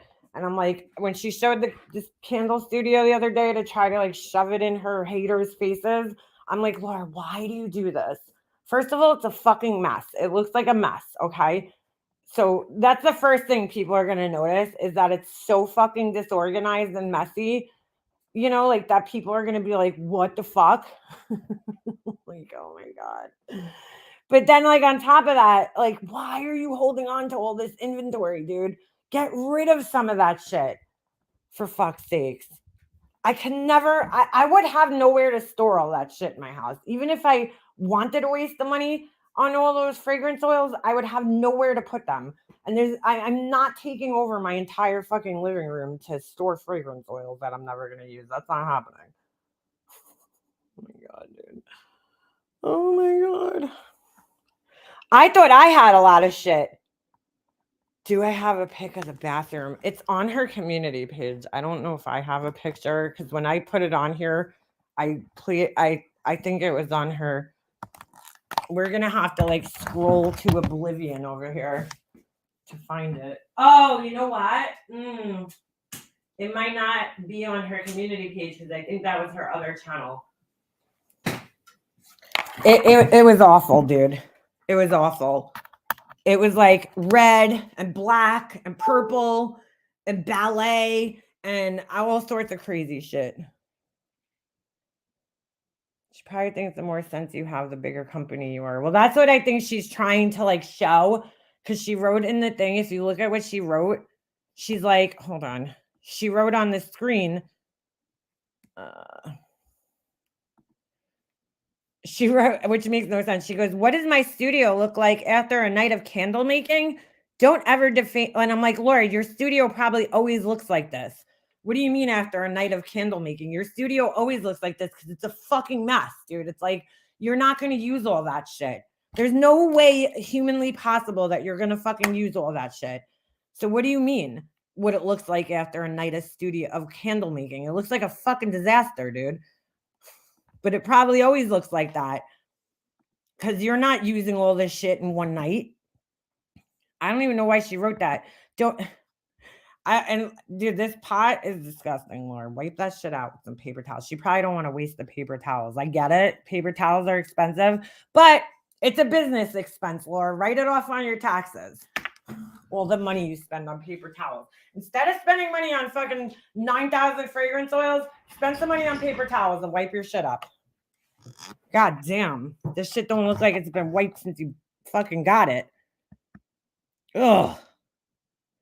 I'm just thinking about how much dusty, nasty hair and shit gets stuck in the wax that's sitting in there. At least it's fine to leave wax in your pot, but the pot comes with a cover. Put the cover on it so that like dust and shit doesn't sit in there. You guys know how it is. Do you ever leave a candle around your house and like years later, if it's the same candle, you there's like a layer of dust on it? Like I have these pillar candles that have been sitting here for like years, and on the inside there's like just dust sitting on the, in them, and it's very hard to get the dust off the wax. So, ugh, gross. Oh my god, I just can't with the fucking amount of fucking. So many. I don't know why that looks like a bottle of TG Bedhead. Like her scale is filthy. How do you get accurate measurements off a scale with that much fucking wax on it? She has to like tear her scale out, like, oh my god, before she even uses it, probably. Like normally you shouldn't have to tear it out unless you're like putting something on it. But because there's like 10 pounds of wax sitting on it, she probably has to tear it out every time she just goes to weigh something. Oh yeah. Just a fucking disaster, dude. Just a disaster. Are these like regular wax candles with gel wax under them? Could you even do that? I don't know. I want to know what this is. It looks like a jar of honey. Like I want to know what's in there. What's in there, Laura? Open jars everywhere. Ugh. Like in my house, I had B. Ferg's candles sitting around for a while.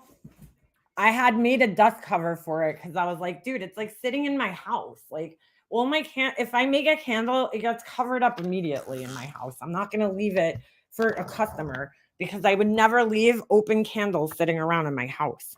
Like once it's cured, that shit gets covered immediately. Cause like I do have a dog, it is winter. I'm wearing shirts that have like fuzzy, fuzzes on them. So everything gets covered immediately. So there's no like caca flying into them. Ay. Like leaving open candles and wax out in the open like that is just not a good idea, dude, in a house or anywhere for that matter. Does she actually file taxes? I hope so. She doesn't want to go to fucking jail. I'm behind in the stream, but in order to get a $30,000 COVID loan, you need excellent credit. Yeah, and also, I mean, you need a business plan or something, I would think. Well, I don't know. I don't know shit about COVID loans. I do know about business loans. Like, you need to write up an extensive business plan to get a business loan. You need to write up a very detailed plan to show that you've done market research, to show where your market is going to be.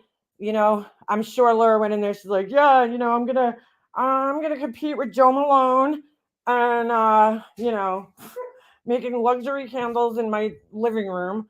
Like, come on, dude, stop. That looks like a fucking sloppy warehouse. Oh god, that is so bad, Laura. I would be like, I'm like one of those people. It's like if somebody was gonna come in my house, like I gotta clean first. I cannot believe she sends pictures like this to people. and like totally doesn't like with the disorganized mess and thinks that it's like okay or normal. You have to be set up as a real business legally. Well, that's the other thing too, right? If you're going to get a business loan, you need to get business licenses. I don't know. I don't believe her. If she said that, I didn't hear it, but I believe the few people I actually did say that they heard her saying that. She even thinks hers are better than leading brands. Yeah, she's delusional, dude. She's delusional. I mean, come on, dude. You're living in a fucking total dream world. No, she has no shame. I'll get this fucking shit off my screen. So bad. There's like flowers everywhere. It's just a fucking mess, dude. Papers. Why are you showing this to people? And I'm like disorganized too, but like not this disorganized. I mean, this is just insanity. I cannot believe how much shit is just sitting out in the open like that, like with like dust and garbage just everywhere. Yikes. I saw another picture somebody sent me the other day, and there's like a fucking dental floss thing just sitting on the table. I'm like, ew. Like, ew, were you flossing your teeth? During COVID, she told me she didn't even have the credit to get a small credit card. Yeah, so how would she get a $30,000 loan? No, she didn't, Purple Rain. Hold on. Oh, Lord. I just closed the window. Bro, my candles are just my candles. If you like them, great. I don't need to compare myself to anybody, any other candle companies. Anybody could do this, honestly. Anybody could do it. That's why I was making videos. If you want to make cement vessels, I'm not exclusive. Ooh, and if you want to try them, I'm very excited about this. I forgot to tell you guys. If you want to try, hold on. Go ahead, go out. Which I might start eventually doing this down the road. So I just saw this in Michael's yesterday and I got so fucking excited. There's a product basically called Resin-crete. It's like a resin and like I don't know if it's concrete. I don't know what the other thing is, but they call it Resin-crete. But there's like many different names for it. They call it some people call it Jesmonite, some people call it what was the one I saw yesterday? Ceramic resin or something. I don't know. But in Michael's right now, they're actually selling molds where you could do your own concrete type. It's mixed with resin, but it comes in a powder form. So it's a type of resin, but it's stronger or a little different than resin. It's like a resin mixed with something else. And almost like a resin and a gypsum or plaster mixed together. So it's like you can make flower pots or anything out of it.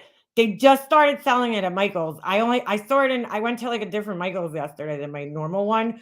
And I started like grabbing everything off the shelves and I was like, all right, wait, I don't need these. I got plenty of molds at home. So I put it back. But if you want to try, to do this, that's a way to try it. You could buy a little set. They have 2 molds for like $15. You can make your own flower pot or whatever, or candle vessel. And then they had different colored dyes and stuff. I was like, oh my God. Yeah, resin powder. I want to try it. I never tried it. All right, hold on a second. Oh my God, I need to take Advil. I felt like the other day I was getting like a sinus infection, and then like yesterday I got a sore throat. I'm like, no, I can't get sick again. I was just sick. Dude, what is with this guy that keeps asking me to fart? Like, that ain't happening, bro. It's a little fucking weird that you're even asking. Just saying. Hold on.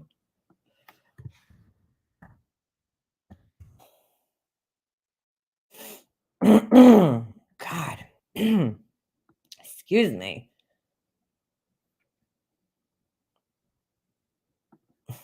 I love that her picture on here is a picture from Macy's website. It dries just like cement. Yeah, and it dries quicker too. The SBA inspector identified blah, blah, blah. Hold on. I've lost you. 78.1 billion in fraudulent COVID relief claims. Oh my God. That's not good. Oh, that's not good. Oh, whoops. Hold on. I need to share my screen. Present. The last paragraph. All right. Ay. Oh, thank you, subs. Who the fuck did this? She's like really proud of this. Okay. The least vile chat. Who says who? Is it this one? It's pretty freaking comical. It's someone who thinks they are such a queen gets double the views I do. Wait a second. I'm sorry, but does Queen Bee ever claim that she's a queen besides just having her name? Oh, I see it. Besides just ever having her name, Queen Bee, just like my name's Makeup Mobster. I never claimed I'm a mobster. Okay, just a fucking stupid name that I picked to have on here. Because it's two things that I like: makeup and I like mafia movies. So I put the two together. I wanted to actually name it Makeup Mafia, but there was, I think somebody else had that and they had like a bigger channel at the time. I don't know if they're still around, but so I was like, okay, well that sucks. So I did Makeup Mobster. I hate the name now, but it is what it is, right? So I think the original thing that I thought was Makeup Mafia because it's just two things that I'm interested in. It had no fucking relevance to me as a person. I don't think I'm a mobster or anything. Clearly, I couldn't be. I'm a woman. But second of all, you know, so Queen Bee, first of all, Laura probably doesn't even know this. And I don't know if this is where Queen Bee got her name from. Like, I don't know if she's into bees. But me and my best friend used to call each other QBs because that was what Lil Kim's whole thing with Queen Bee. She was the Queen Bee. I don't know if QB's into Lil Kim, but that's where Queen Bee in my head comes from. So obviously, I don't know if she's into bees. Maybe she's into bees, but it could be also that she just kind of stole it from Lil Kim. That's what I always thought. I don't know if that's true, but me and my best friend still to this day, if we write cards to each other, we'll sign it QBs for life. We always write that in there. We don't actually think we're queens though. It's just fucking a joke. She's like I don't think Queen Bee ever claimed to be an actual queen or a bee, but Laura seems to think she is, so that's pretty funny. All right. So anyway, it's pretty freaking comical that someone who thinks they are such a queen gets double the views I do and makes triple the money I make is just so intimidated by little old me that they can't and don't even use their own brain to fight with me. What? That doesn't even make sense, Laura. Do you even know what intimidated is? If somebody's intimidated by somebody, then they'd have a tendency to like shy away from them and not talk about them or to them. I don't think she knows what intimidated means. They can only resort to a hater's video from years ago. How pathetic is that? A hater that no one but Queen Bee has ever paid any attention to. Who is she talking about? Who is the hater that she's talking about? So let me guess. Queen Bee just played an old clip channel video. Okay. Yeah, that's exactly what it is. You could tell how, you know how you could tell Laura's jealous of her? Here, I'll highlight it for you. Right there. The fact that she even brings that up gets double the views I do and makes triple the money I make. Why do you need to even put that in there? And how do you know how much money Queen Bee's making, Laura? How do you even know? Because I don't fucking know. Ay. Makes perfect sense as to why Queen Bee likes her, but I'm just so mean. LOL. That crap was comical. Ay. Oh, one that has been known to be the biggest joke in the entire community. Who is she talking about? Hey, Becky from C Block. When you actually have a gripe with me based on your own crap, then you could talk about me. No, Laura, that's not how it works here. Using some haters' video to fight your battles truly shows how pathetic and weak you truly are. But she was streaming some haters, some Queen Bee haters, fucking robot voice video last night to fight her battle. Oh my god, bro, I can't. What is this? What is this? I don't got it. How pathetic and weak. But I digress. Laura must be listening to Betty because all of a sudden it's like today's word of the week is digress. Ah! She keeps saying I digress all of a sudden. She never said that shit. I hate Betty. Bullhorn Betty says that shit all the time. I digress. I digress. I digress. Or she's listening to Burnt Toast. I think Burnt Toast says it too, which clearly Laura's been listening to Burnt Toast because it's almost as if she's like standing at Burnt Toast like front door on her hands and knees, begging her to cover her. She's like, please make me your fucking LOL cow. Or I'm sorry, your LOL cow. Please. Anyway, I have candles to make and life to enjoy. For the record though, genius, my candles are way underpriced. Girl, stop it. Stop it. If that's the case, Laura, why? Why are you underpricing your why would you undersell yourself? Oh, wait. Is it because you know that people wouldn't pay more? When she first started out, I fucking shit you not. She was probably about, I want to say July, August, September, October, 6 months into her candle business venture. And she started charging $60 per candle. $60 per candle. And that was when she had sent me a bunch of free candles and Starlight and, you know, a couple of other creators. And she was getting mad that people weren't like reviewing her candles and promoting them for her. And I was like, and listen, look, that is not a bad marketing strategy. Okay. I'm not saying she's wrong for sending people shit because a lot of companies do that. They send free product out to get their names out there, right?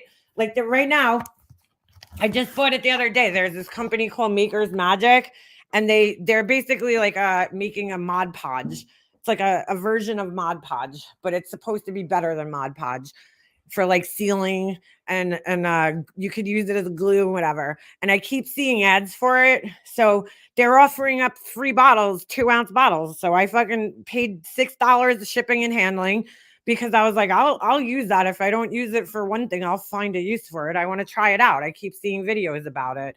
So I paid it. It's not a bad marketing strategy. It's just that she was getting mad when she wasn't getting the results that she wanted from it. For instance, she sent me candles, and again, even if she was selling them for like $20, I still wouldn't have done a review. I actually filmed one. I actually started to film one, and then I just, in good faith, I couldn't do it because the way I received the products, even though they were free, if you're using it as a marketing strategy and you're expecting other creators to send, you know, to promote your product for you, then you need to send them, even if it's free, you should be sending them your best work. That's not what happened in my case. Okay. I got a candle that smelled good, right? It was okay. It burned okay, but the label was all wrinkled. One of the things I got was totally mislabeled with the wrong label on it. And it was dirty. It had fingerprints all over it. The label was all wrinkled. I think I said that right. And then, you know, it was really dirty. There was just fingerprints all over it. She had like she sent me like a matte black vessel, and the fingerprints were disgusting. It was all like greasy around the bottle, around the vessel. And I was like, I can't fucking tell people, especially for $60 to buy this shit. So I was like, I'm not doing that. I'm sorry. I can't. I just can't. And then she sent me wax melts, and they were disgusting. The whole bottom of them, the bottom of the package had like other wax, like red wax and like brown wax that was like stuck to it. Like she put it down on a dirty table. It's like, ew. And then it had all like speckles in the wax. Like it was just bad. And I was like, no, I can't. I just, in good faith, I can't tell people to buy this. I just can't do it. I can't. So I don't know if she got upset with me, but I wasn't about to suggest that other people spend $60 on a candle. As much as I wanted to help a friend out because I was friends with her at the time, I just couldn't do it. I'm like, you know what? I'm sorry. My reputation means more. And I'm not gonna encourage other people to buy this until she improves her presentation on the product. Because the candle itself wasn't terrible that time. The first one was horrible. I didn't even light it. The second time around, the candle itself was good. It was a good candle. It smelled good. It lasted a decent amount of time, not as long as she really overextends her burn times. She's like, yeah, this wax. The only wax that would burn twice the time of regular wax is a beeswax. Any other soy wax, they're not going to last that long. I mean, she had 40 hours is probably for like an 8-ounce candle is probably normal. Hers says like 60 hours burn time. I'm like, all right, Laura, that's a little bit of a stretch for soy wax, for a soy wax based product. Natural waxes are going to burn a little quicker. I mean, I don't know. But a beeswax actually is the slowest burning. That's why people like them, because they burn a lot slower than like a soy wax does. But anyway, but I mean, it burned for a decent amount of time and it smelled good. She put, I don't remember the scent that it was. It was some type of bakery scent. It wasn't terrible. And I even used one of the wax melt packages and it wasn't terrible. It was just, to me, I was like, I cannot tell people to buy this. There's a difference between like homemade, where there's going to be slight imperfections here and there, and like just a complete lack of care in the presentation of your products. Like I get it. A label could get wrinkled up. Take it off, wipe this fucking shit down, and then, start over. I know it sucks wasting things, but that's part of being a business owner, is like fixing your mistakes. And I was like, I cannot tell people to buy this, and then they're going to get a package that shows up to their house with greasy fingerprints all over it. I can't do it. And like other wax melted into their wax melts that like probably fell in there by accident, and glitter. That was the one thing I was like, I think that's why I don't know, one of the wax melts I think she gave me had like rocks or something in it. And I was like, oh, I'm not putting that in my wax melter. Anyway, it's just, everything looked rushed to me, I guess, is why I felt, no, I'm not going to tell my people, I hate saying that, but the people that follow me, that trust me, I'm not going to tell them to buy this. It's not right to do. I'm not that type of person. I can never steer somebody to waste their money on like the wrong thing. I guess because like I've felt ripped off by buying certain products in my life, and I just can't do it to other people. I can't tell. That's why I got fired from a telemarketing job, because I couldn't pressure people to buy things. I'm just not, that's not me. I'm not good at it, I guess. Like I have to really believe in something to sell it. I can't pressure people to buy things that I don't think they need. So, all right. Anyway, but I digress. I have candles to make and life to enjoy. For the record, though, genius, my candles are way underpriced. People with my quality are charging more than $60 a candle. Just because I don't have a big name like Tom Ford, I will guarantee that my quality is better than his. 100%. So suck it, fraud. Laura, stop. Just stop, dude. Oh my God. She is fucking delusional, bro. Her quality, really, Laura, your packaging with the crooked ass letters on it because you don't know how to do vinyl, your quality is better than his. Fuck out of here, girl. I don't think she realizes that, like, when you make a product, it's not just about the product itself. It's like all the extra details that go into making the product. the quality of them, she needs to raise the bar for herself. I can't, like, are you delusional? Seriously. I would never make such a bold claim about my candles. Oh my God. Oh my God. There's no, first of all, there's no way my quality would even be even comparable to his, because those are factory made, machined, machine made, which is still somewhat hand poured, because really at the factories when they're pouring candles, they're just using a much larger version of the same vessel, that the same thing that I have, pot, and then there's like a tube that comes out. The only difference is that I guarantee Tom Ford's wicks are like perfectly centered, where mine probably aren't all the time, because I'm hand centering them and I'm eyeing it up. Where they probably have a machine that goes down and plops the wick directly in the center, and then they probably have devices that hold their wicks directly in the center, which I have, but even with all the things I have, I still can never get a wick to stand perfectly straight up. So, I mean, come on, Laura, stop.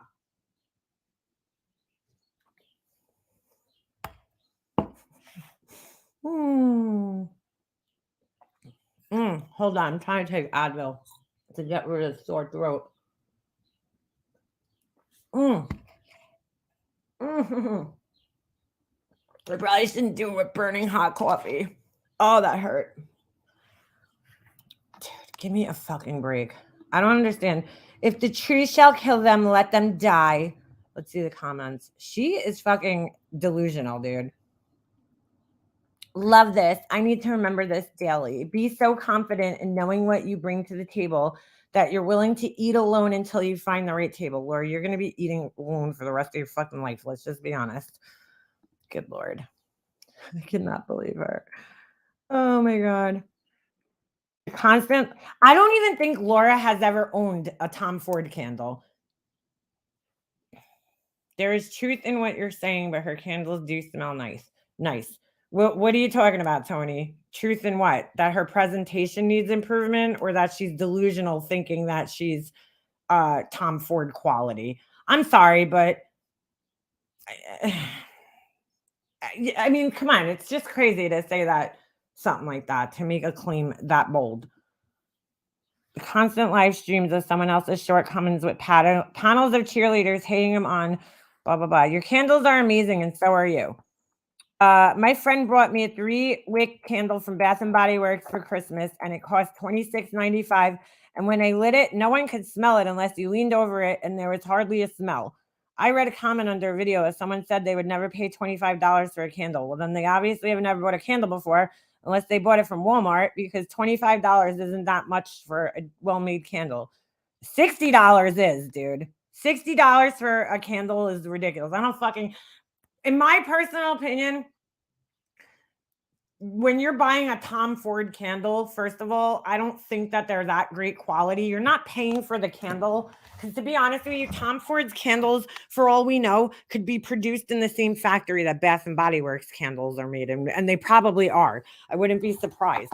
But you're paying for the name, Tom Ford, the name. That's what makes it a luxury brand, a luxury brand. I mean, besides the craftsmanship, but like, Tom Ford is not even fucking known for his candles. That's why I don't understand why she keeps comparing herself. Tom Ford is a fashion house. Tom Ford is a fashion designer, first and foremost. Okay. He's known for his outfits, his clothing, his bags, his makeup. Okay. All that shit is well before candles. I mean, I don't even think people think candles when they think Tom Ford. When I think Tom Ford, I think makeup, I think glasses, sunglasses, I think bags, I think fashion. I don't think candles. It's like Ralph Lauren makes candles. Do you think of Ralph Lauren as a candle maker? No, I think of Ralph Lauren as a fashion designer who wants to brand, who's a branding genius, okay, who puts his name on sheets for the house and all different types of shit because he wants to make more money. I don't know why she even compares herself to Tom Ford candles, because first of all, we know she's probably never owned a Tom Ford candle. Like, why don't you pick a high-end candle brand like Volspa? That's a candle brand. That's a brand that's dedicated specifically to candles, high-end candles. I don't know why she uses Tom Ford anyway, or Joe Malone. Yeah, she uses Tom Ford because of MGL. That's the only reason, because MGL's like, oh my God, have you ever had a Tom Ford candle? I love to suck Tom Ford's dick. Have you ever? Oh, look, Susie wrote, have you ever even bought a Tom Ford candle to compare? If not, then you shouldn't compare yours. That is considered a false claim. So you better be able to back that up. Let's see what Laura's answer is to that. Sure have. I bought a few of his candles, and yes, I can compare. I don't say things I can't back up. Show us the Tom Ford candles, Laura, please. Please. Laura, I want to see your Tom Ford candles. What scents did you get? Bullshit. Hold on. I'm going to look up a Tom Ford candle. How much are they? Wow, Laura, who's broke, has enough money to buy a Tom Ford candle. Hold on. Tom Ford candle. Ooh, is he making fragrance oils? No, no. Really, Laura? You spent $135 on a Tom Ford candle? Stop it. She's such a fucking liar, dude. $135. Then how? Oh my God. How could you compare yourself to a nationally made brand that is charging this much money? You're not even in their same price point or market as them. Look at this. Hold on. What the fuck happened? Did I like stop my screen share? No, that's so weird. How come it's not showing? Hold on. Bro, Laura, you're fucking delusional, bro. I don't even think that I can't even talk. I don't even think that MGL sent her one. Ooh, I kind of like I don't like the pink vessel, but I like the black handle.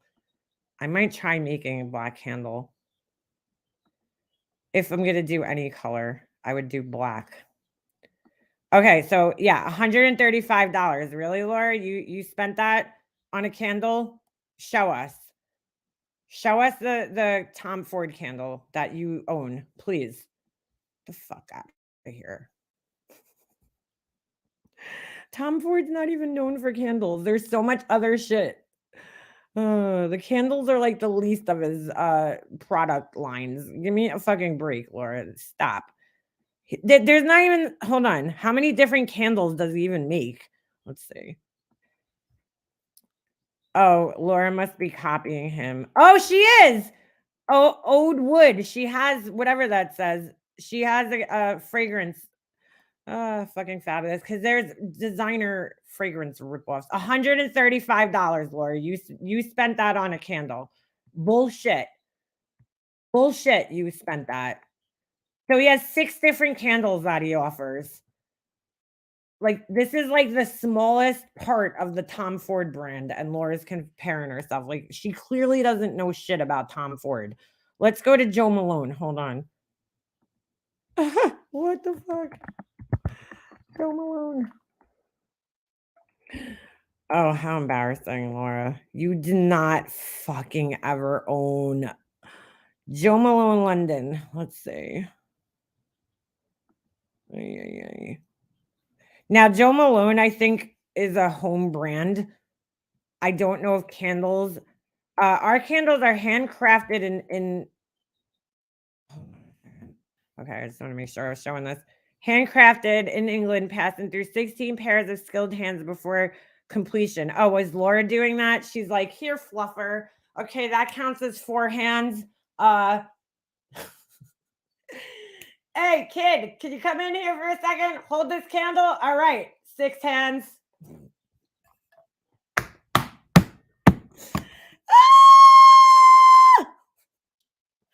Our candles are handcrafted in England, passing through 16 pairs of skilled hands before completion.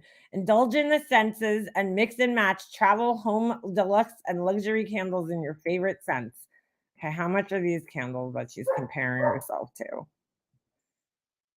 $220. The cheapest one's $80.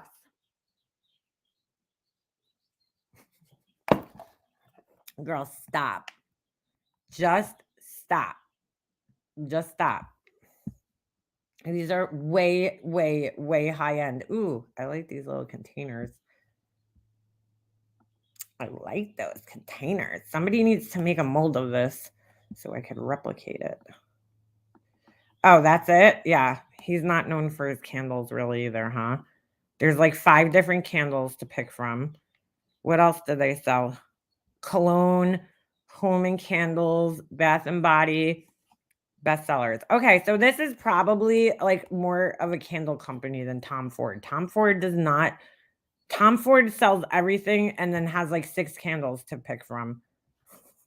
Just like upstairs in my room, I have Clarence candles like that. It's like I do you think of candles when you think of Clarence? Because I don't know. I would never spend this on a fucking candle. It's ridiculous. It's absurd. She knows I love that Susie asked her, and she's like, yeah, I totally. Spa. I actually learned about this because I don't pay this. I would never. Look, I'm just gonna be dead honest with you guys, which is why I try to keep my candles somewhat affordable. I find like $30. I mean, it's worth it to me for a Yankee candle, but I hate parting with the money, for the big jar because it lasts you a really long time, but it's a lot of money. Like to even think of spending this much money on a fucking candle is just absurd. Fucking absurd. I mean, I just don't think that there's a need to do this unless you're just trying to impress people. At least with these Volspa candles, like, that's beautiful. The vessel's beautiful. I mean, look at the size of this thing, though. It's a 5-wick candle for $235. Like, that's a lot of wax, and it's a beautiful vessel. And all of their candles are gorgeous. Like, this is a brand I would aim to be if I was a candle company. I would be like, all right, I want to be like Volspa. Voluspa. I think I'm saying it wrong. Voluspa? I don't even know how to say it. It's too fancy for me, all right? All right? What is build your own? You can make your own. Hold on a second.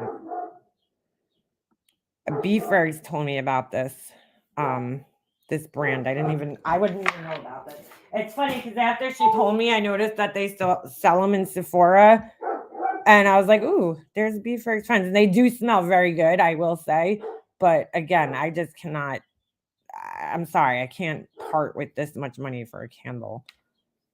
Like if somebody gave it to me, I wouldn't mind. Oh, look, $30 fill. Oh, so you could build your own little set. That's cute. That's cute. That's not bad, but they're like super tiny.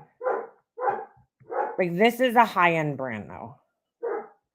I want to see they're known for their vessels. That's what it seems like because they have really unique vessels. All right, Ovi, we heard you. Ah, la la la la la Marona me. The website's what the fuck's taking so long? Oh, here we go. What's this? Bestsellers. They got fragrances, diffuser oils. They have really, really beautiful vessels. Like luxury. That looks luxury to me. Laura's selling the basic aura vessels, whatever the fuck they're called, that are like the most commonly used by like candle makers. How is that luxury? I cannot believe she actually said she had a Tom Ford candle. She bought one. If anything, maybe MGL sent her one. If that even happened. But I doubt that even happened. But we'll play along, okay? We'll play along. She definitely did not spend $135 on a Tom Ford candle. And she said she had several. Bullshit, Laura. Where's the vessels? Let me see.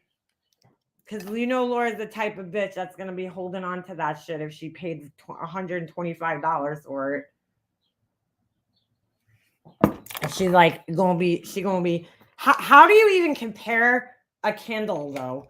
Like that's what I don't understand. How would you even compare your candle to their candle? I don't even know how you do that. Like the scent. Girl, stop it. I bet you Joe Malone could get a label on straight. One of the 16 pairs of hands that it passes through is probably a person who knows how to get labels on straight, for fuck's sakes. See, like, this ain't bad. This is fucking. Oh, that's for the big one. Okay. This ain't terrible. $40 for what size is it? I mean, it's a little expensive, but it's probably you know, look at the vessel that it comes in. I mean, come on. That's pretty. How many? 8.5 ounces? I can't see. That's not bad. $40. I don't think that's too expensive. I mean, it's not, you could get a bigger Yankee candle for this price for a little less, but these are hand poured cocoa wax. Cocoa wax. I have coconut wax. 8.5. That's not terrible. That's not a terrible price, to be quite honest with you. Would I charge that much? No, but it's not horrible because I feel like you could, like this, even though it has a label, it's very simple and it's very pretty. It's very elegant looking. What's this thing? Oh, I like it even more now. Stop it. That's the cover, dude. It comes off. That's pretty. Ooh, I like that.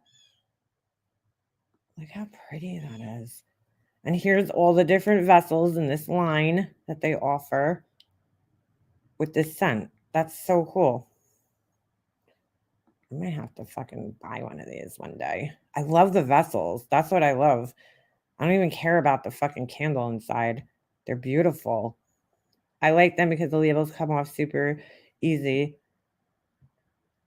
If you ordered a mystery box, by the way, I'm going to try Beefergs. I know you ordered one.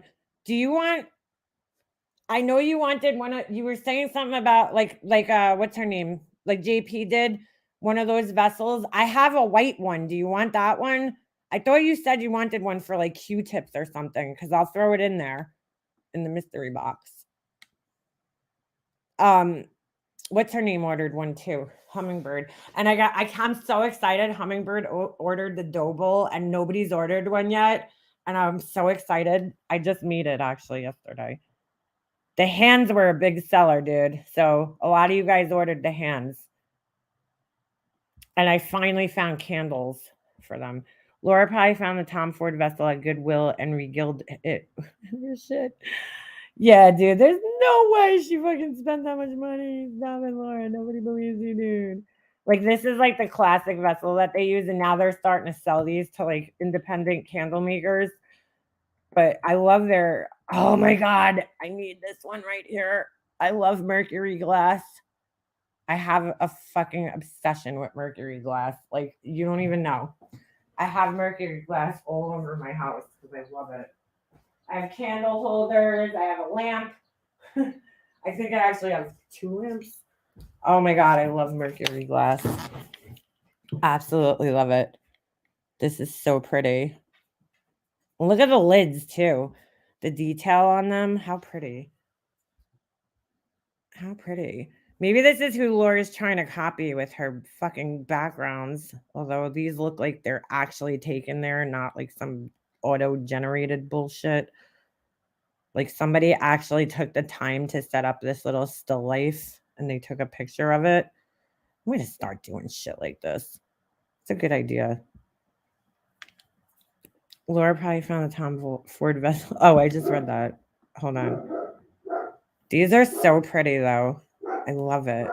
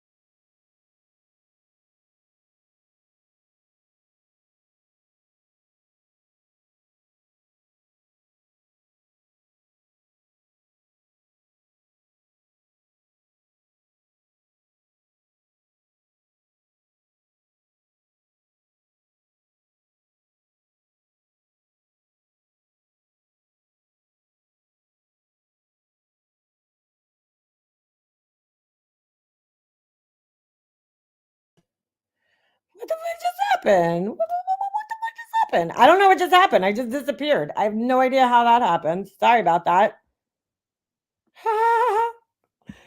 I have no idea. I wonder if my internet reset or something because like everything just turned off. That was weird. Sorry about that. Sorry about that. I don't know how that just happened. It like booted me and I didn't even press anything. I couldn't even see my window. That was weird. Anyway, I was saying if you ordered a mystery box on my website, I'm trying to include vessels in them for people to use as because like I might start listing just the vessels because you can use them for other things. So I'm gonna try to hold on. Like I have this one. This one's good for makeup brushes. It's not. I wish it was a little deeper, but it's really wide. So I don't know if I have many of these, but I'm just showing you because like I like using these for makeup brushes. This one has a lid, but I don't like it with the marbling, so it looks better in just plain white. All right, sorry. Oh my god, I didn't want to do that. I didn't want to do that. Is there black shit on my head? Sorry, I did the wrong thing here. All right. All right. My hair is a mess right now. Hold on. These are so pretty though. I love it. I love their glass. It's just really pretty. Very classy looking. Very classy looking. I like that they have like the glass and then the lid and the jars look like they're usable. You know what I'm saying? Like this. I don't know about these. I'm not into like jars, but I guess you could use that. That would be cute in the bathroom. Put some cotton balls in there. You know what I'm saying? On like your little shelf. Totally would keep that shit. That's what that to me, I don't know, like Yankee Candle, like once you're done with their jars, they're just like plain glass. I'm like, what do you do with this? Like I feel like it just goes in the garbage. Like these types, I feel like this is worth the money because I would totally keep the jar, even with the label on it. Because I feel like if you took the label off, it would look like a blank space. I mean, maybe you could put something else there. Make your little make like one of those what do you call it? Like a monogram on a cricket or something. But like I would keep these vessels around because they're so pretty. I would never want to part with it. Like I would definitely find a use for these in some way, you know? They're really pretty. Ooh, I like this that's where that came from. They actually make a mold that looks like this for cement. It kind of has that same pattern on it and I want to buy it, but it's so goddamn expensive. It's like 40 it's expensive. Maybe you could like design the jar like stick or some glue. They look like marbles, but they're flat. You're good at wait, what? Maybe you could wait, I'm sorry. I'm totally lost to what you're saying. I'm trying to hold on. Maybe you could like design the jar, like stick it with some glue. Some smoothies flat. They look like marbles. Oh, you mean like these things? Hold on. I know what you're talking about. I think. I know what you're talking about. These things. I have actually in my last video I used them. All right, get out of here. Will you just knock my hand? These things. These little glass marbles. This was my failed DIY project for you guys. It's these things.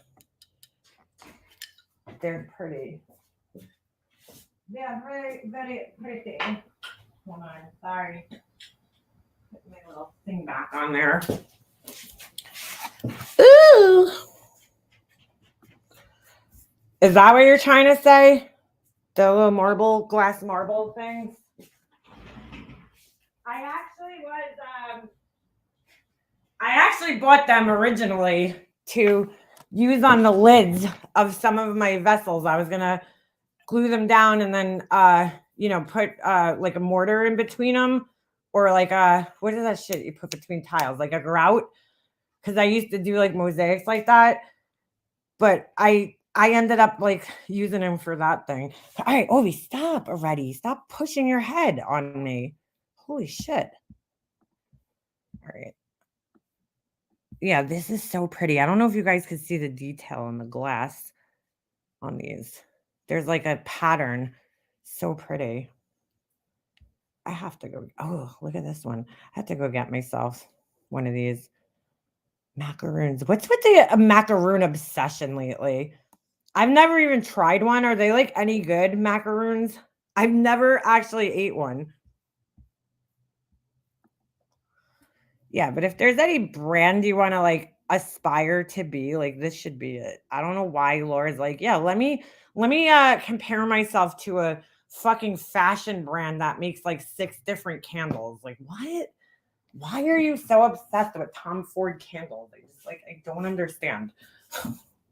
It's not even a candle company. It's like a fucking fashion house. Imagine Laura's a fashion designer.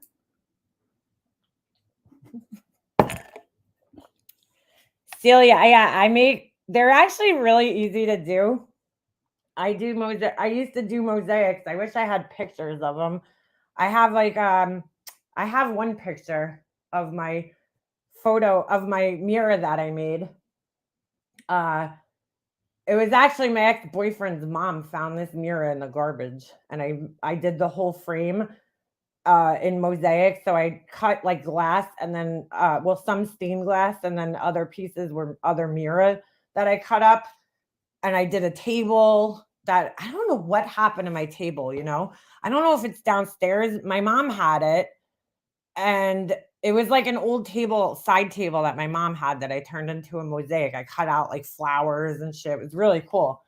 And my mom had that, but I don't know where it went. I don't know if she threw it out. I don't know what happened to it.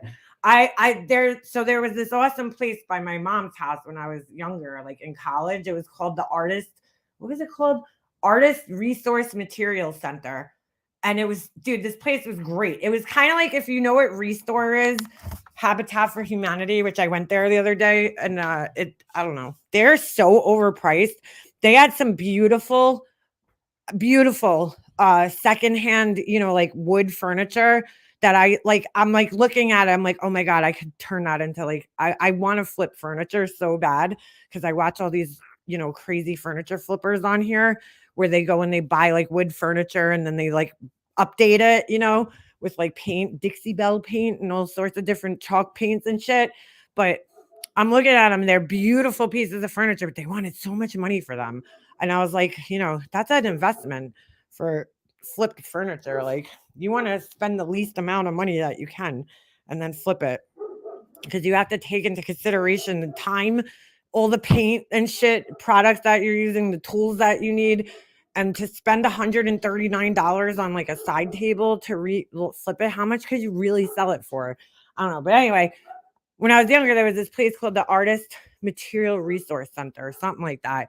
And what they used to get like art supplies and like all random shit donated from, you know, different places, schools, companies, you know, the fabric places. Like, so that you would go in there, and one of the things they had was like stained glass. They had like buckets and buckets of stained glass. So that's when I started doing the mosaics. I would go in there and just get stained glass. And I would go to there was this place that a mirror place near my house, like that they made custom mirrors and shit. So I would go like dumpster diving and grab like broken mirrors from their garbage. Or if I saw, or even just on the street, if I saw somebody throwing out like a mirror, I would take that and use it for my mosaics. My hands were always cut up to shit, but it was fun. It was a lot of fun. I made flower pots. I made all sorts of shit. Mm. It's just a pain in the ass. Cutting glass is like horrible. It's not easy. I sometimes I cut it just into squares, like not squares really, because I didn't want them to be perfectly square. So I would just cut like strips into like glass and then, you know, score it and then break it into smaller pieces. But um other times I smashed it. I would just smash the glass with like a hammer and use like the triangle pieces, we have a shop that's called Art from Scrap. You know what I like though? Every time I go to Hobby Lobby, I'm always looking at the stained glass because I'm like, I would love to get back into it. It's just that I don't think like mosaics are really in. At the time when I was doing them, they were like a really big thing. Like people were, buying them and like if you went into like Pier 1 and all those types of stores, like they were selling a lot of mosaic stuff. And I feel like it never really fully goes out, but I feel like it goes in like, you know what I'm saying? It comes and goes in waves. Like I have a beautiful mosaic piece in my bathroom that I bought, I think from Pier 1. I miss Pier 1. I love them. But yeah, I don't know what happened to that art place. It was great because you would go in there, and sometimes I would just go in there for like no fucking reason, just because I was bored, and then I would find shit, and I'd be like, "Ooh, I'm gonna make something from this." Like it was like the most random shit. They'd have like bins of like just buttons or, like the weirdest, most random shit. But it was great that the time that they were around here, it was like right when I was like in school in college, so. They didn't really sell like art supplies, but they had a decent amount of shit and it was right around the corner from my house. Everything is coming back. I bet they would sell. Well, that's why I was like, I kind of wanted to make a set of vessels with like mosaic lids on them. So that's why I bought those little marble things. But the ones I got are a little too big. I need to find smaller ones. But I was thinking of, doing like a line of vessels with the mosaic lids on them.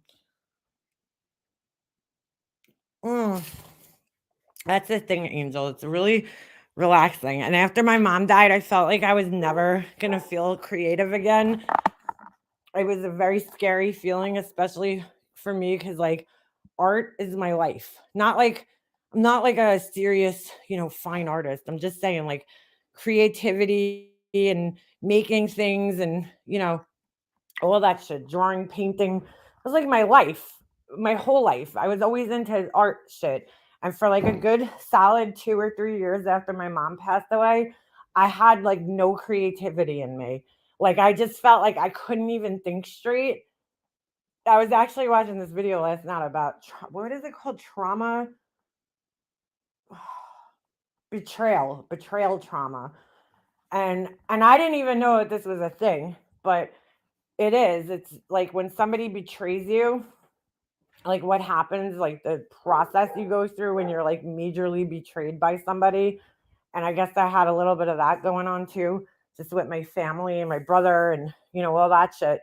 And like, I really felt dead on the inside for like years. Like, I felt like I'm never going to be creative again. I'm never going to fucking laugh again. I'm never going to enjoy life again.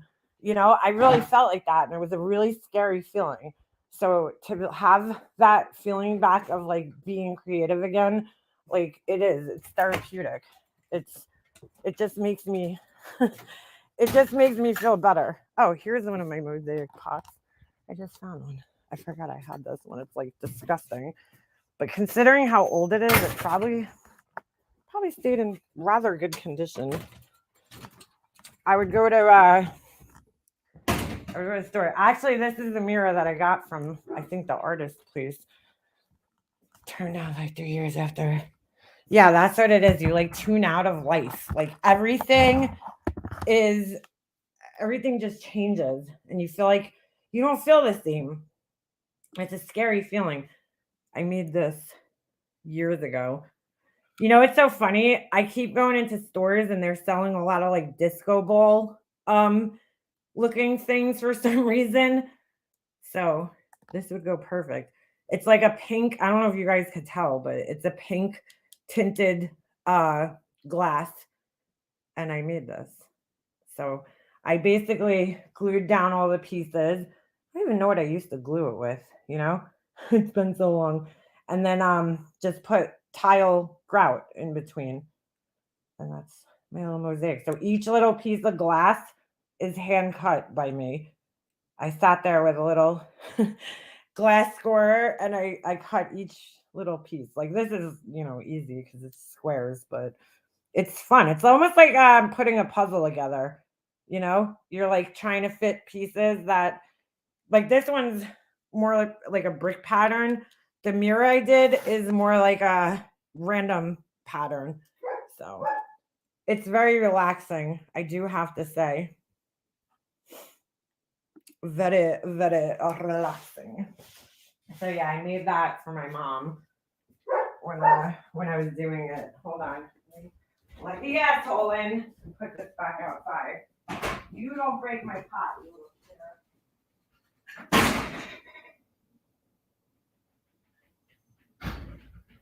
Come on. But yeah, doing crafts is very, very relaxing. I also been playing with what is this shit called? Get out of here. Stop fucking pushing me. What the fuck are this stuff? I was making little succulents plants. I made that one. It's a polymer clay. I made this one.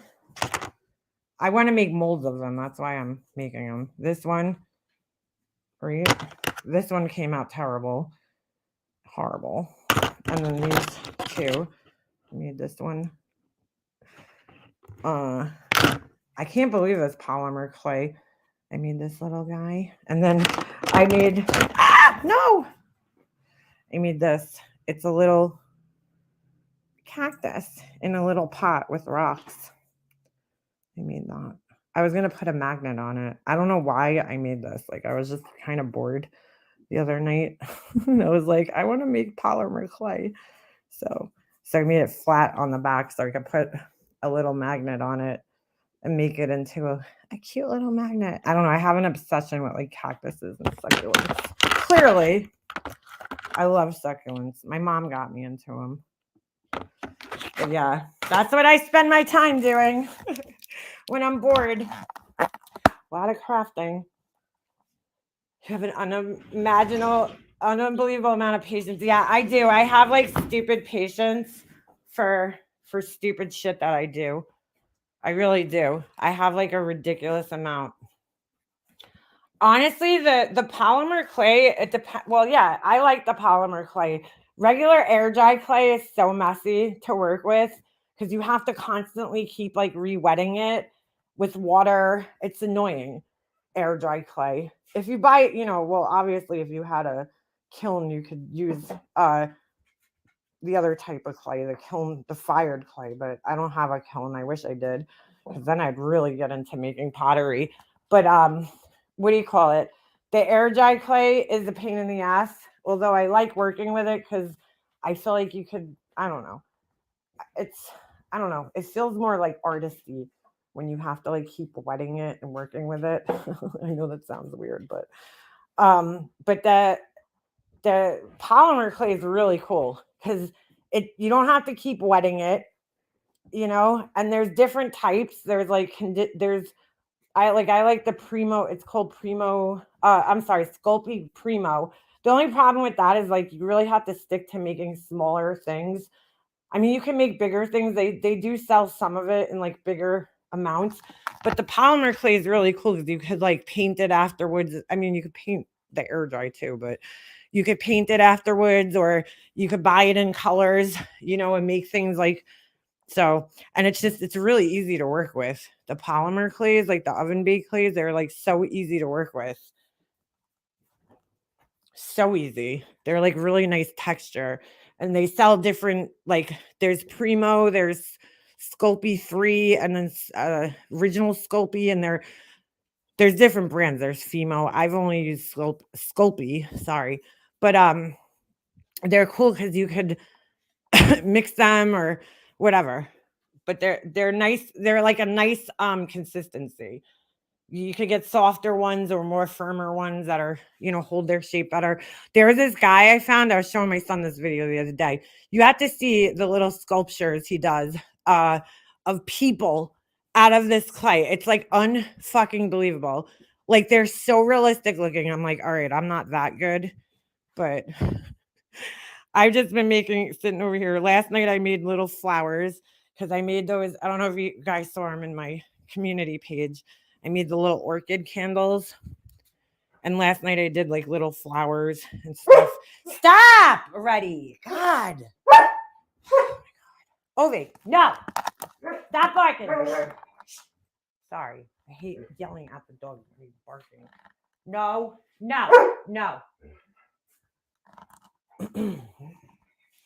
But yeah, it's I never took that was the one class I never took was pottery, and I'm talking like I've worked with like clay before, but I never actually took a pottery class, which they offered in my high school, and I didn't take it because the teacher was a fucking asshole, Mr. Pomponio. He was this big, he owned a gym, and he looked like he like lived on steroids. Like he was like a bodybuilder, and he was this big, obnoxiously loud Italian guy who was a total fucking douchebag. In fact, everybody called him Pompous because his name Pomponio. It was they called him Pomp because he was like a pompous asshole. Everybody hated him. And that was the only art class in high school that I actually didn't take. And it was so weird. I was like, why is this big juiced up muscle head with a ponytail? He was like bald. He was one of those dudes that was bald on the top and then had like a ponytail on the back. And he was such a dick. He was just such a dick. He used to stand in the hallway like a big tough guy and take everybody's hats. Like he was just a douche. So I like refused to take his class. I wish I did now. I should have just sucked it up because like you're not going to love every teacher. But I really wish I took the pottery class because they had the wheel and everything. I never did that. That's the one, like I've taken every fucking art class you could think of except for that. I've made clay items in college. I took this really cool class. It was called 3D art. And it was in a barn. It was so weird. And the professor, man, this goes to show how old I am. He used to smoke cigarettes while like during like lecture, like when he was like, it was so fucking funny. He would sit there smoking a cigarette because it was out in a barn. It wasn't like in like a regular, building.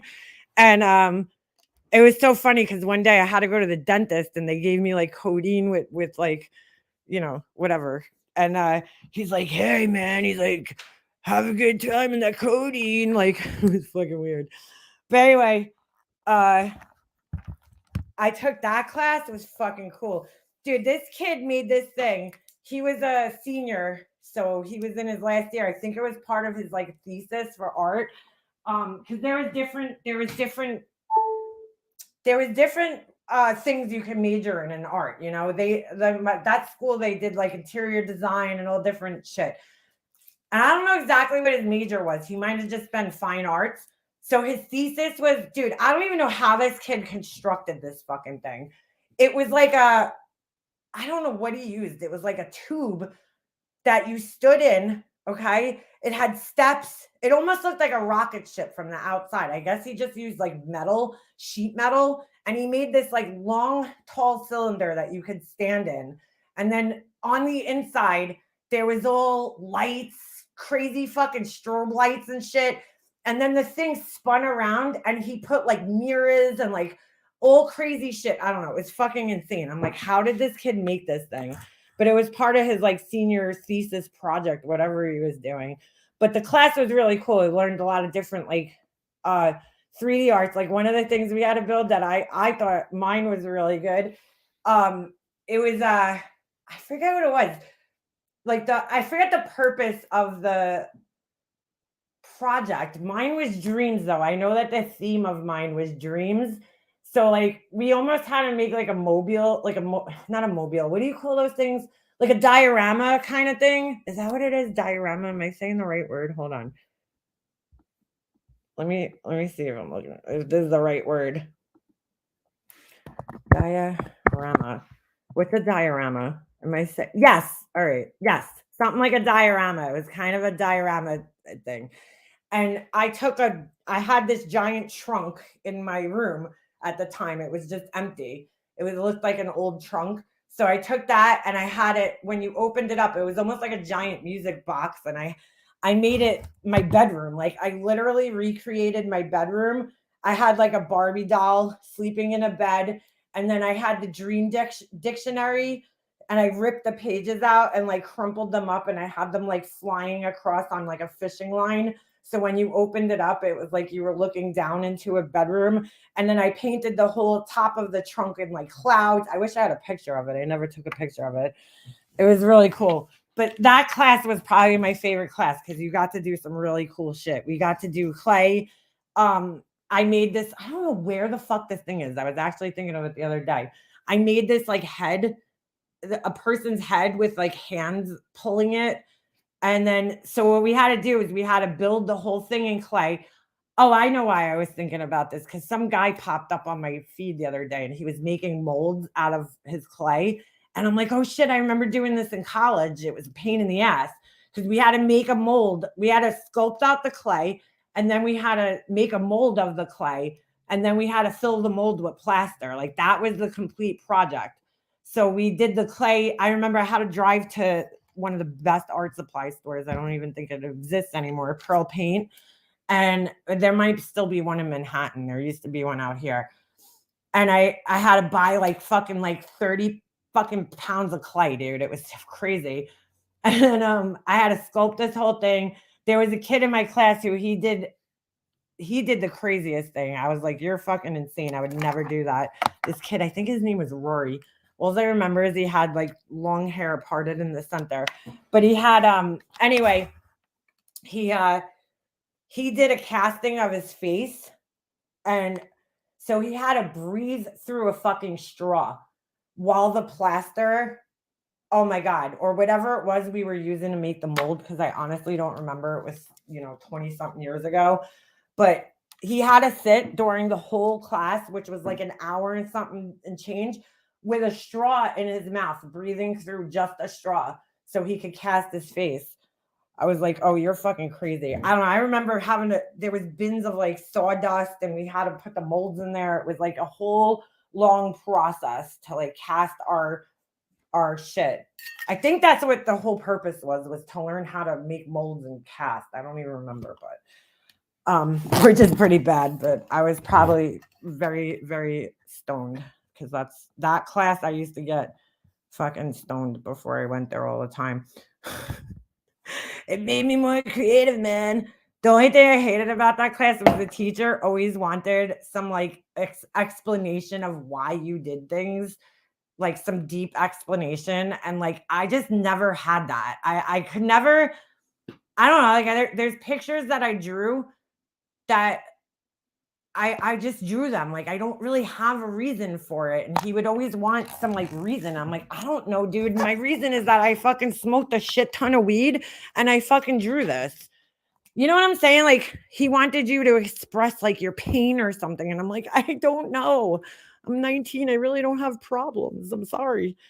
Some of them there was the one 3D piece that it definitely had a meaning behind it. I felt I was dating a guy at the time that was very controlling, and I didn't even do it on purpose. I figured this out halfway through. I just started sculpting a face, and halfway through, I realized that it looked like my boyfriend, and I was like, "Whoa, this is weird." So that night, changed the whole project, and I felt like because he was so like controlling, like he was trying to control me, that's why I had the hands on the head. It was like he was pulling me in like different directions. So that was the explanation I gave in the class. But I'm like, I don't know. Like sometimes I just get high and make shit up in my brain. I really don't have a reason for it. I just couldn't come up with these like deep things, for the reasons. One time my best friend and I, hold on, sorry. My best friend and I remote plot while class was going on. We were in the cooking room and some chick comes in with Miss Howard and she goes, smells like burning onions in here. What? Did anyone ever have a pregnancy belly? No. I definitely wouldn't. So I'm not into like the whole pregnancy art thing. I think it's fucking weird.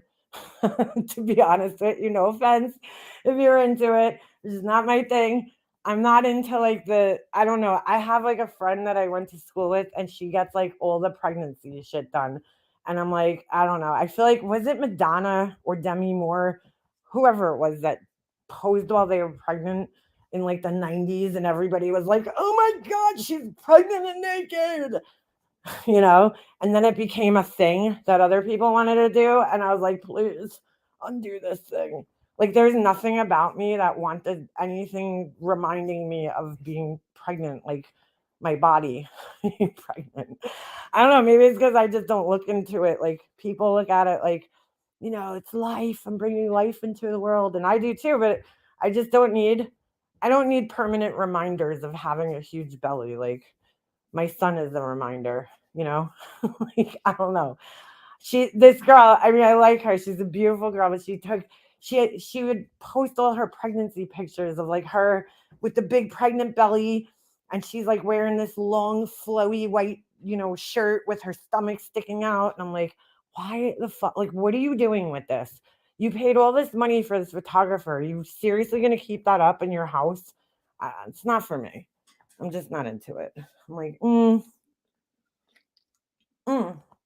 like, if you did the pregnancy casting of your stomach, where are you putting that? Where are you going to put that? You're going to hang it on the wall?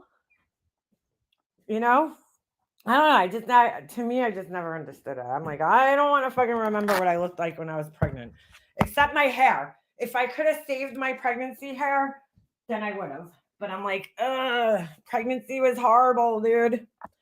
I don't want to fucking memorialize it. My belly was, like, I looked like I was like, I had a huge stomach, I looked horrible during my pregnancy. I don't want to fucking remember that shit. But I feel like, I don't know, like, the baby is the focus. Like, the baby should be the focus. Like, if you want to, I have little imprints of Jesse's hand when he was a baby. Like, that shit's cool.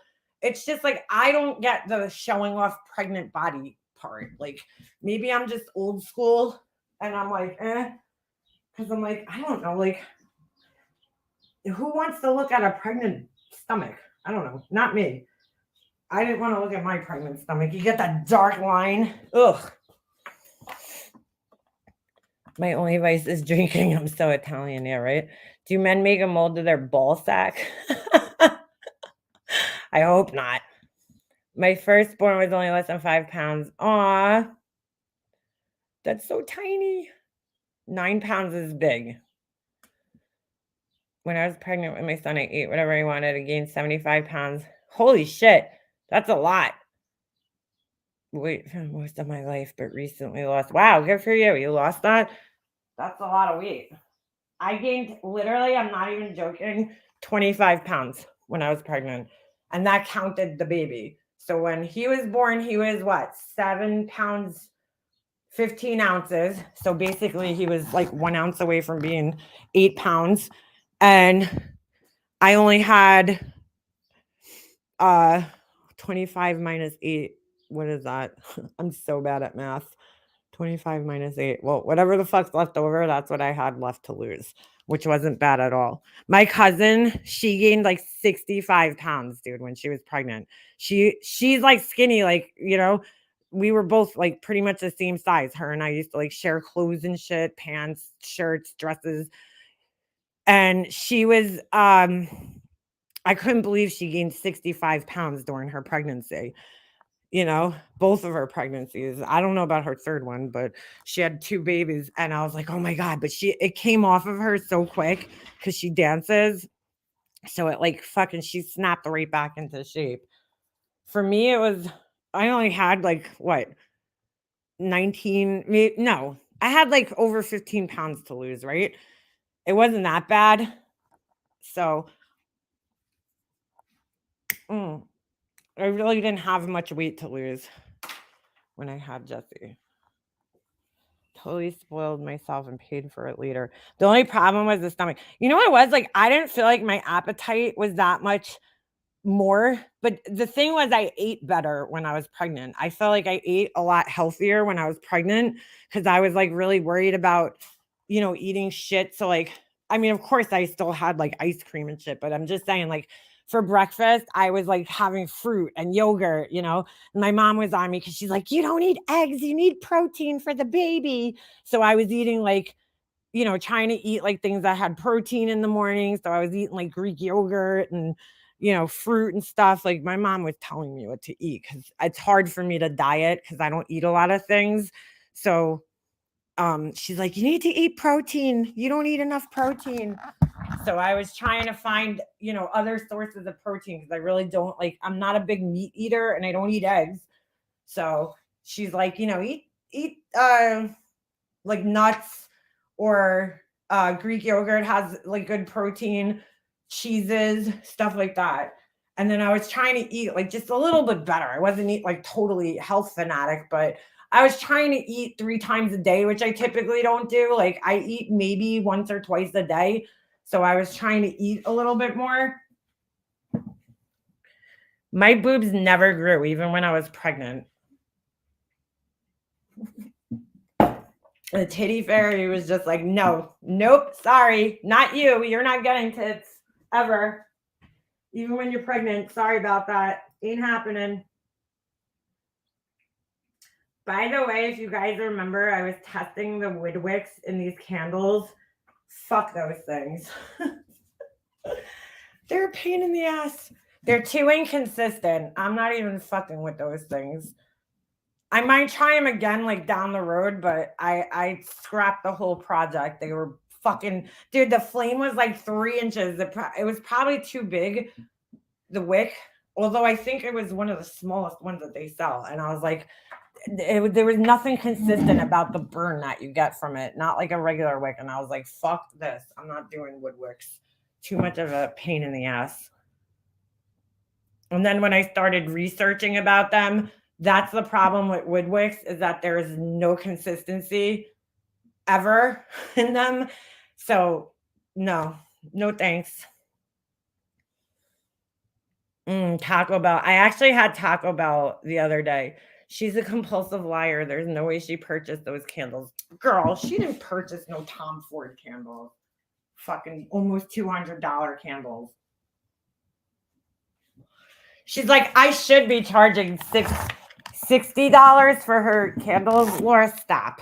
You were charging $60 at one point, which you had balls to be doing that then.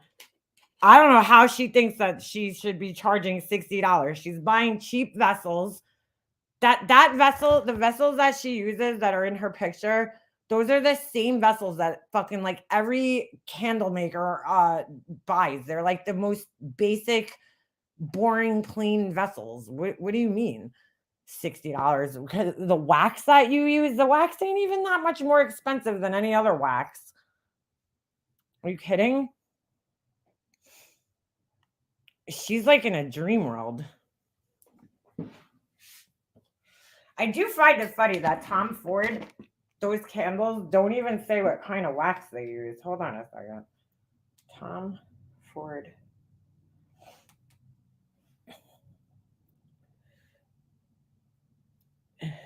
Is she a big spender? No. And then she's buying the fragrances from the same fucking place everybody else is buying their fragrances from. So what makes her candle worth $60? I'm just curious. Tom Ford candle. I don't even think it says what type of wax is used. Let's see. Let me look in the Glossier candles. I'm gonna go on their website. I'm just going on my phone. I want to see if it even says what type of wax they use. I thought it has to say that, but I could be wrong. What the fuck is OUD? Oud? Ode? Oud? Ode? Hold on. Details. Evoking the enveloping warmth of incense-filled temples. This groundbreaking composition of exotic smoky woods includes rare oud, OUD, sandalwood, rosewood, eastern spices, and sensual amber, revealing wood's rich and compelling power. 40-hour burn time. Please remove protective cover before burning. How many ounces is this? There's like no information on this, which is odd because I was under the impression that you're supposed to put more description on there, like how much it weighs, the ounces. This on here, what type of wax is used. That's definitely strange. You don't even, there's literally no labeling on here. That's a great question. Why is there no, there's absolutely nothing. No information on their candles. What type of wax? Nothing. I don't know if you have to put the type of wax, to be quite honest with you. But that's interesting. There's nothing, there's not even a description on this one. That's what I'm saying. How could she compare her candles to this when she doesn't even know what they're made of? Like what? And like Tom Ford is getting specially, that's the difference. Tom Ford is not buying, Tom Ford has a lab, okay, probably that blended a special type of fragrance for them that's exclusive to his company. That's probably like patented or some shit. Who knows? I don't know if you could patent fragrances, but I don't. Ebony Fume candle is sculpted with the highest level of craftsmanship and designed to enhance the user's home environment. Encased in exquisite glass and presented in a richly textured setup box, the candle makes a luxurious gift to others. It looks like a fucking basic ass candle to me. I'm sorry. I just don't see why the fuck this costs $200 almost. The fuck out of here. There's nothing like exciting about it. It's very minimalistic and boring. Deeply celebrates Palo Santo smoke. Stoked by warm elegance of Cistus Absolute, enticing black pepper and notes of ebony wood captured in sleek, sublime notes of leather. I wanted a scent that captured a meditative feeling. Ebony, whatever the fuck, has an almost spiritual sensuality. Yeah. That's because he's like rich. He's probably like, whoa, at some like fucking getaway thing in like the, who knows, Philippines or some bullshit. Who knows? I just don't think that I'm sorry, no candle is worth $135. Especially one that looks like this. It's so boring. It's like with your fucking standard ass Arial font on your label. Okay, you and your Helvetica. Palo Santo smells so good. What's that? This one's not even available. Private blend tobacco vanilla candle. Private blend lost cherry. Lost cherry? Ew. What the fuck? They don't even put anything on here. There's no description. Do not burn down to the bottom or near anything that could catch fire. Yeah. I don't know. I don't know why she compares herself to this. She doesn't even know what type of wax they use.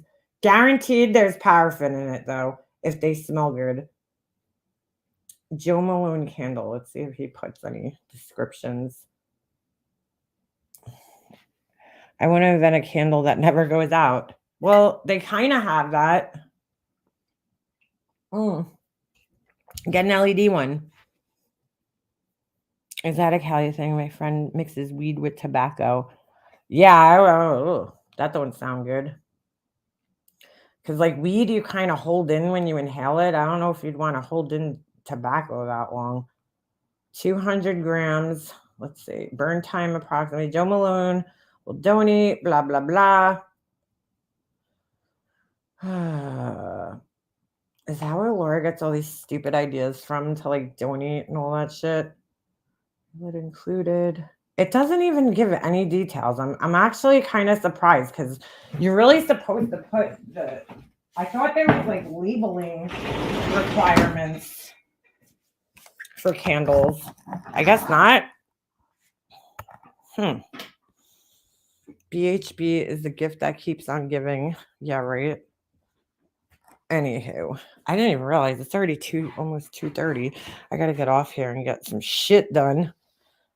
Don't ever get that pink stuff. It's trash. Oh, you're talking about the cleaning paste? I know, I have it. I don't know why everybody, like, hypes that shit up because I really don't think it's all that great.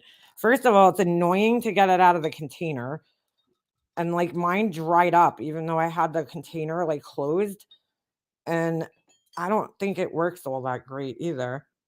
Honestly, if you're looking to use an abrasive cleaner like that, just get the barkeeper's friend. That's, like, the cheapest, best, abrasive cleaner you could buy. It comes in, like, a powder form in a can. It's a little messy, but the pink stuff, I just don't like. I don't know. I don't know why I feel like it's way overhyped, that stuff.